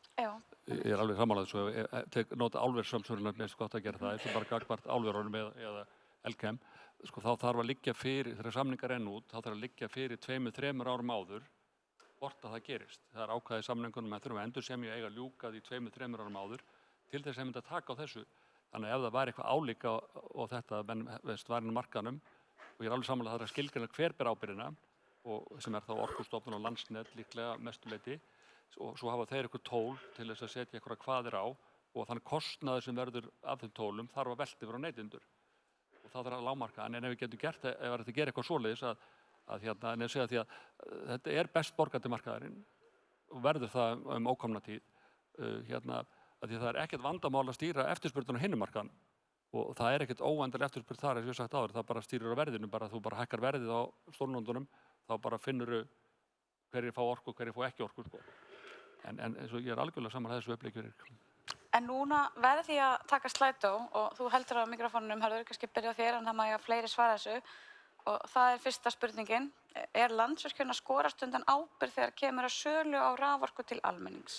Nei, alls ekki og ég held að við alltaf sett þetta í fyrsta flokk og þessi orka sem að við seljum inn á markaðinn, það fær engin annar að kaupa hana og við höfum hins vegar höfum enga sölukannir inn á markaðinn þannig að ef að félagar mínir hafa áhuga að auka sína markaðshlutdeild eins og til þess gerðist þegar ákveðin samningur Norðurlög rann út 2018-19 þá juku þeir sína markaðshlutdeild og ýta okkur út þannig að við vitum ekki hver þörfin er en sannlega ekki og við setjum það alveg í hæsta forgang en við eigum ekki orku upp í hillu til að mæta snöggum eftirspurnarbreytingum. Það eigum við ekki. En það getur enginn keypt þessa orku sama hvað er boðið í hana hún er ekki til sölu fyrir neitt annan sem við höfum verið að selja á undanvörnum árum til inn á almenna markaðinn. Vill einhver annar grípa þessa spurningu? Kannski bara ef ég túlka, sko, af því við erum svo mikið að tala um ábyrgð, þú veist að tala um ábyrgð, Friðrik, er það ekki bara þessi ábyrgð og það bara tala ég allra framleiðanda sem að kannski hefur ekki verið klárað að útfæra? Það ekki hluta þessu? Þetta gleymdist í raforkulögunum. Já. Við uppgötum þetta 2013, þá byrjuðum við að skrifa bréf. Þá lendum við í vatnskorti og föttuðum þetta að það var bara enginn sem bar þess ábyrgð. Og síðan bara búið að vinna þess að tekur tíma og ég finnst að vinnan hjá stjórnvöldum bara að vera mjög góð. Því miður náðust var kláraði þingið ekki þessi mikilvæg lög en ég held að þetta bara tekur tíma. En því miður kannski þetta gengur rosalega hægt nema þegar það er vatnskortur. Þá allt í einu vaknar fólk upp. Ég ætla ekki nema, viljið þið... Ég meina það er frábær vinna í gangi á vegum ráðuneytisins í sjálfu sér til þess að lágmarka kostnað. Það er náttúrulega að setja skyldur á sölufyrirtækin til þess að kaupa lengra fram í tíman þannig að fyrirsjáleikin sem Hörður kallar eftir verði meiri. Já. En það losar menn ekki undan ábyrgð. Nei. Það er ábyrgðin sem skiptir máli í endan en við erum að búa til regluverk til þess að lágmarka kostnað við þess ábyrgð. Og það er vegurinn forvart að mínu viti. Þannig að ef ég skil þetta réttur ykkur þá er þetta kannski svo blandað báðum til skemmri tíma sé ábyrgðin það út frá hvað þú varst að afhenda árið undan til skemmri tíma en til lengri tíma sé það út frá hlutfalli af heildarframleiðslu. Er ekki rétt skiljað á mér? Jú, þessi regluverki, það grípur þig, þú þarft ekki að bera kannski ábyrgðin til skamstíma en til langstíma, já. Já, en þá sé ábyrgðin hjá þeim sem var að selja á markaðinn. Já, hún svona hún er á einhverjum tíma á sem að hún minnkar. Einhver tíma, einhver ár, þá er aðilar með ábyrgð inn á markaðinn út frá þess að var að selja hana. Rétt. Ég held við leysum þetta ekki alveg hér, en mér langar bara, að því að mér langar svo að gera fyrir áhorfendur að taka 2 spurningar og svo ætla ég að leyfa ykkur frá stórnotendum að tala fullt. Og að því að þetta er ekki beint spurning til ykkar, en mér langar næsta spurning er, hvaða aðilar fá að gera langtíma samninga við Landsvirkjun? Hvernig er forgangsröðun á og hverjir fá það tækifæri? Mér langar ekki bara endilega tengja þetta við Landsvirkjun, heldur bara aðra framleiðendur. En bara gjör svo vel, Hörður. Þetta er þetta spurning hvort þessi langtíma samningar á almenna markaðanum eða langtíma samningar við stórnotendur, sko. Ég myndi segja langtíma samningar bara yfir höfuð og já, ég myndi bara segja við stórnotendur líka. Það er mjög erfitt núna þegar það er ekki framboð. Þá höfum við bara mjög lítið verið að gera langtíma samninga nema samlega því að við byggjum upp nýtt framboð. Varðandi langtíma samninga inn á almenna markaðinn, það eru 2 ástæður fyrir að það hafi dregið úr því. Í fyrsta lagi var þrýstingur frá Samkeppniseftirlitinu að draga úr langtíma samningunum og gerðu athugasemdir, töldu það markaðshindrun að við gerðum 12 ára samninga. Ég skil þau sjónarmið alveg. En síðan er þetta náttúrulega núna í þessu erfiða vatnsári þá er ekki hægt að gera langtíma samninga bara út á en við erum samt búin að selja nokkuð allt sem við munum afhenda á næsta ári inn á markaðinn, þannig að það er ágætt sína. En svo er það þriðja sem er líka út af þessu mögulega leka á milli markaðan sem við erum held ég að verða sammála að geti gerst. Að með því að bjóða upp á langtíma samninga þar, inn á almenna markaðinn, þá er verið að opna mjög á leka. Því með því að vera með styttri samninga, þá henda þeir ekki stóriðunni. Kannski 1-2 ára samningar henda ekki stóriðu eða gagnaverið eitthvað svoleiðis. En ef við erum að bjóða kannski 5-7 ára samninga á almenna markaðanum, þá er ekkert í fyrirstöðu að fyrirtæki geta speglað þau og þau mega það, speglað og beint bara yfir á stóriðuna. Þannig að það er mjög erfitt með orkuverkið svona að gera beina samninga, en ég er alveg sammála því að það er alltaf forsöndið til að gera langtíma samning á Íslandi því að við erum með endurinn orku. Við erum ekki með breytanlegan kostnað, það getur vel hagspotið fyrir báða aðila að festa verðin. Það er ekkert verð á gasi eða kolum sem ræður kostnaðum í okkur, við vitum kostnaðin. Árni? Já, ég get svo sem alveg svarað þessu. Við höfum alltaf verið að skoða mikið, bara sem orkuseljandi að langtíma samninga og hvernig erum við að bera það saman. Við náttúrulega, bara mjög hreinskilið, við skoðum verð, við skoðum samfélagslega ábyrgð á fyrirtækjum sem við erum að vinna með, við skoðum sjálfbærnisvinkilinn, við skoðum fullt af vinklum á þetta. Er eitthvað svona sérstök típa fyrirtæki sem við veljum frekar en önnur? Nei, í raun og veru ekki. Við erum bara með lista yfir það hvað við viljum skoða og þannig metum við þetta og eins og ég segi, svo náttúrulega bara framboð eftirspurn sko, sem að ræða því hvað við getum selt. Það er ekki annar mál. Friðrik, hefur þú eitthvað um þetta að segja? Ég meina við erum að gera bæði langtíma samninga og skammtíma samninga og ég vil líka kannski koma inn á það að þeir samningar sem við erum að gera eða endurnýja við stærri notendur, við reynum að innbyggja í þá samninga að notandinn geti endurselt orku úr þeim samningum, hafi hann á því áhuga, okkur að meina lausu og mér finnst það ótrúlega mikilvæg þáttur, við höfum kannski ekkert snert á því hér, en það er náttúrulega 80% orkunni sem er að fara til stórnotenda og þar er náttúrulega ákveðið forðabú og við þurfum að smíða eðlilegar leikreglur þar því að 1% á 80% markaðnum er ansi stórt á 5% á hinum markaðnum. Og þá eru kannski komin brú til ykkar, Guðrún og Álfheiður. Sko, ef við erum að horfa bara á næstu ár og segjum að ég er svo sammálaðir, Guðrún, með það að við þurfum að vita bara, þú veist, bara hvar, hvenar og hvernig, þú veist. Mér finnst það svolítið vantastundum hjá pólitíkusónum að segja alls konar af hverju en þeir gleyma þessu og bara segjum að við vitum þetta. Væri það möguleiki hjá ykkur að bregðast við svona ákveðnum stuttum aðstæðum í orkuskorti? Myndi það hækka verðið mikið? Ég er ekki að gagnrýna það. Ég hugsa að það sé líka mjög mikilvægt að ef það hækkar verðið mikið að þá geti stjórnvöld kannski gripið einhverja heimili og minni fyrirtæki þar, sko. Hvernig horfir þetta svona við þér? Sko, jú, stórnotendur hafa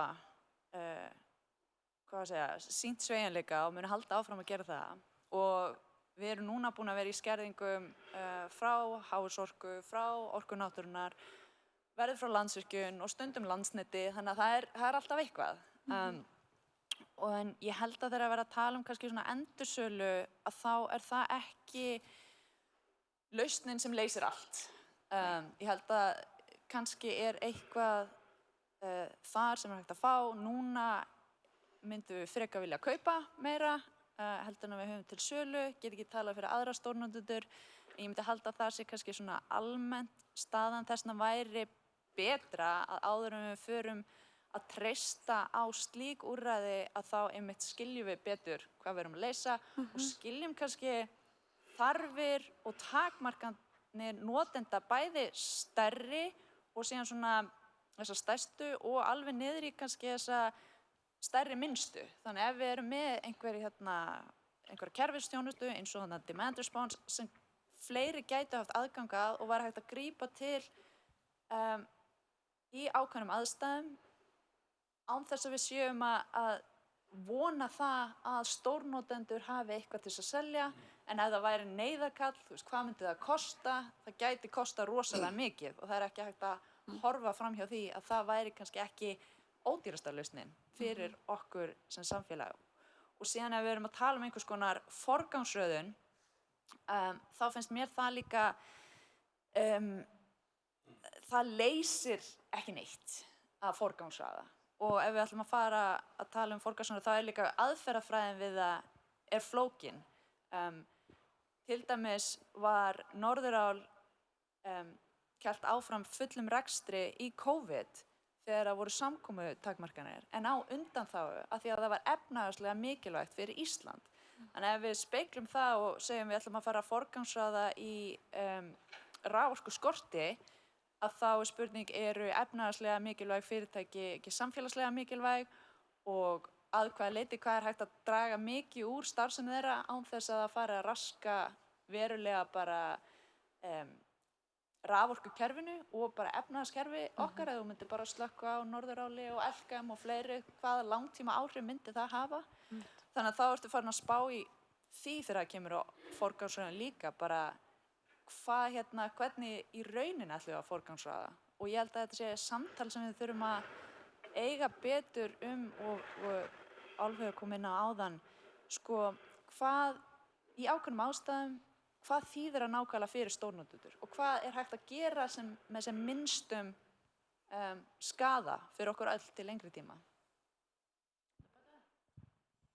Já, sko, ég kannski fyrst með 2 punkta umræðuna áðan sem ég verði eiginlega að koma inn á. 1 sem snertir þetta forðabúr. Er það ekki þannig stað, nú má svara svo eftir, hörðum að ég vil gera það eftir á. Er það ekki þannig að við séum með ákveðið innbyggt forðabúr í rauninni í skerðingaheimildi sem við erum búin að byggja inn í samninga, sem er ólíkt því sem gerist annars staðar.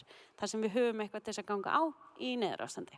1 punktur sem að kannski þarf að taka umræðu og svo skil ég ekki alltaf þess að leka umræðu. Er svo flókið fyrir Orkustofnun að skoða þetta bara? Er að leka milli markaða já eða nei? Af hverju er þetta svona flókið? Svo skal ég tala það sem við erum að spyrja. En þegar kemur að því að seljin á markaðina þá náttúrulega þegar þörf er á orkun á markað þá erum við í skerðingum.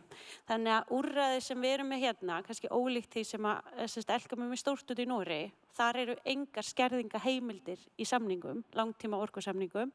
Þar erum við mjög virk inn á orkumarkað og þar seljum við orku inn á markaðinn, kaupum hana líka og við erum líka að selja optiona í viðbragð eins og Bara svo skilir ég þannig að hluti af ykkar orkunotkun er það að kaupa og selja í staðan fyrir að hluti af henni megi skerða. Er það þannig? Bara út í Noregi eru gerð langtíma samningar raforku sem duga sirka fyrir framleiðslunni og það er ekkert verið að kaupa einhverju græðgi til þess að vona að einhvern tímann sé hægt að selja inn á markaðinn. Við erum ekki í því business að selja og kaupa raforku en það er þannig að þegar það myndast bil út í Noregi að þá er sem tekin ákvörðun að selja inn á kerfið og þú veist, þetta bara virkar auðvitað og það ertu náttúrulega líka með raforkukerfi sem er tengt við önnur lönd á meðan hér erum við í lokuðu kerfi og það þarf kannski að hugsa þetta öðruvísi. En svari við því viljum við taka þátt og bundum við vilja taka þátt í raforkumarkað, já svo sannarlega, en það er bara staðan er bara svo að því að þegar einhver svona aðstæð myndast þá eru skerðingaheimildir inn í samningum sem er beitt ergo við munum ekki þá vera að selja. Þú veist, núna þá bara erum við að fara að vinna með Landsvirkjun í skerðingum og þá erum við ekki mennin á orku til þess að selja, sko. Þú veist, það bara virkar ekki þannig, sko. Þannig að... Aðeins bolta þar, sko, kannski þetta líka munurinn á Noregi, sko, þar er sko 100% kaupskylda í samningunum. Þar hafa ekki aðalega leyfi til þess að fara niður þannig að það ætti að gera það ýmsar breytingar á samningunum sem að held ég ekki endilega til hagsbóta. Varðandi skerðingarnar sko er ákveðin orkuframleiðsla má segja það þetta er byggt inn í en ég endurtek að þetta má eingöngu okkar mati við mögum eingöngu nota þetta í okkar samningum í lélugum vatnsorm. Eða Landsvirkjun má eingöngu sér náttúrulega aðrir aðilar og Landsnet sem hefur allt aðrar heimildir. Já, þegar þetta okkur þá megum við ekki gera það öðruvísi. Varðandi þátttöku stórnoti, ég held að þetta sé mikilvæg umræða sem er mikilvægt að ræða. Í fyrsta lagi höfum við gert það í samningum okkar við ákveðna aðila sem hafa óskað eftir því þá að fengið heimild til að bjóða kerfisþjónustu. Það er sann, ég veit að það er ekki mikil aðilar þegar þeir eru að semja beint við Landsnet að koma inn í kerfisþjónustu og ég held að það sé bara þetta besta mál. Ég held að þáttaka stórnota sem þetta selja áhrifin á almenna markaðinn eru algjörlega mismunandi eftir hvort að við séum í skerðingum eða við erum ekki í skerðingum. Ef við erum í skerðingum þá höfum við undanfarin ár alltaf heimilað og hvatt til sölu bara inn á markaðinn og það er ekki bann á sölu á markaðinum, það er bara það þurfa að hafa samráð um það. Þannig að það er held ég að en hins vegar held ég að þegar við erum bara í svona eðlilegu ástandi og förum aftur í þess að tala um áðan Friðrik þetta ábyrgð aðila sem er að selja inn á markaðinn, þá þyrfti eiginlega stóriðan að taka eins ábyrgð ef þeir myndu selja inn á markaðinn að þá þyrftu þeir að selja ár en líka næstu 2 ár, eitthvað svoleiðis, eða einhver annar myndi þá vera með hliðarorku sem myndi þá fá borga fyrir að vera með hana, því það er svo mikilvægt þegar aðalega sem afhenda inn á markaðinn að þeir geri það og síðan kemur enn eitt flækjustig inn í þetta að ef þetta er í eðlilegu ástandi þá er stóriðan að kaupa bæði forgangsorku og skerðanleorku og það er engin munar á þessar orku, það er ekki þannig að skerðanleorkan sé einhvern veginn öðruvísi spenna eða heyrist einhvern veginn öðruvísi eða með einhverjum, hún er bara nákvæmlega eins. Þannig að stóriðan gæti þá verið að selja orku inn á markaðinn sem að væri þessi skerðanlegi hluti og svo farum við að skerða í lélegu vatnsári, þá gæti stóriðan haldið áfram fullum afköstum en skerðingin kemur almenna markaðinn. Þannig að það að selja inn á markaðinn svona í hefðbundnu ástandi þá þyrfti að taka alla samningana upp og það gerði orkuöryggið mun erfiðara af því þeir þyrftu að vera með afhendingarskyldu ef við farum út í hverjir hafa afhendingarskyldur á markaðinn og við vorum sammála um það þannig að til skemmri tíma myndi það vera út frá því sem var að afhenda til lengri tíma mögulega út frá því sem væri hlutfallsmörn þá væri stóriðan komið þannig skyldur. Ég tek heilsugur undir það að sko, til þess að aðilar geti selt inn á markað þá þarf kaupskyldan að vera nánast 100%. Sko. Þeir geta ekki fara að selja inn á skerðarlega hlutan sinn. Við getum alveg öll verið saman um það held ég. Sko. En má ég aðeins að þeir eru búin að tala svo mikið, við þurfum bara að tala svo meira. En örstutt og svo er þetta eiginlega búið. Að við förum aftur í kjarnan og hvað við erum að ræða hérna, orkuöryggi fyrir hverja. Að því að nú erum við búið að vera að tala um afurð sem tengist hérna, því bara endurselja orku. En það eru aðrar afurðir sem eru mjög virkar á Evrópumarkaði sem að selja optiona. Þannig segjum sem svo, það bara tekið samtal á við og við erum hérna frá 2 fyrirtækjum, þau eru fleiri. Það sem bara í boði að segja, við getum farið bara sagt, já, við erum tilbúin að taka niður svona hratt, svona lengi, svona mikið afl til þess að bregðast við í neyðarástandi. Þegar við erum að tala um að koma í veg fyrir skömmtun, það að detta út virkjun eða eitthvað slíkt að gerast. Það eru mögulega afurðir sem getur verið áhugaverðar fyrir okkur, sem í rauninni það sem þú varst að tala um áðan, gagnvart Landsneti, það aðalega vörur gagnvart þeim, sko. En hérna, þú veist, þannig að það ýmislegt sem við getum gert. En það mögulega til aðeins lengri tíma en þessar vörur sem Landsneti er að selja. En við erum kannski á Íslandi í kerfi þar sem við erum allt öðruvísi heldur en eins út í Skandinavíu og ég tek alveg undir með herða þurft að gjörbreyta öllu samningaumhverfinu, þurft að taka kaupskyldu út, það þurft að skerðarlega orku út og það er rosa mikið þurft að breytast. En hvað er kannski brú og vonandi getum við haldið bara annan fund og talað um þá framtíð orkumála og hvernig við byggjum þetta upp til framtíðar. Við vorum að tala svona um nútíðina núna á næstu ár. En ég bara þakka ykkur kærlega fyrir og takk fyrir áheyrnina.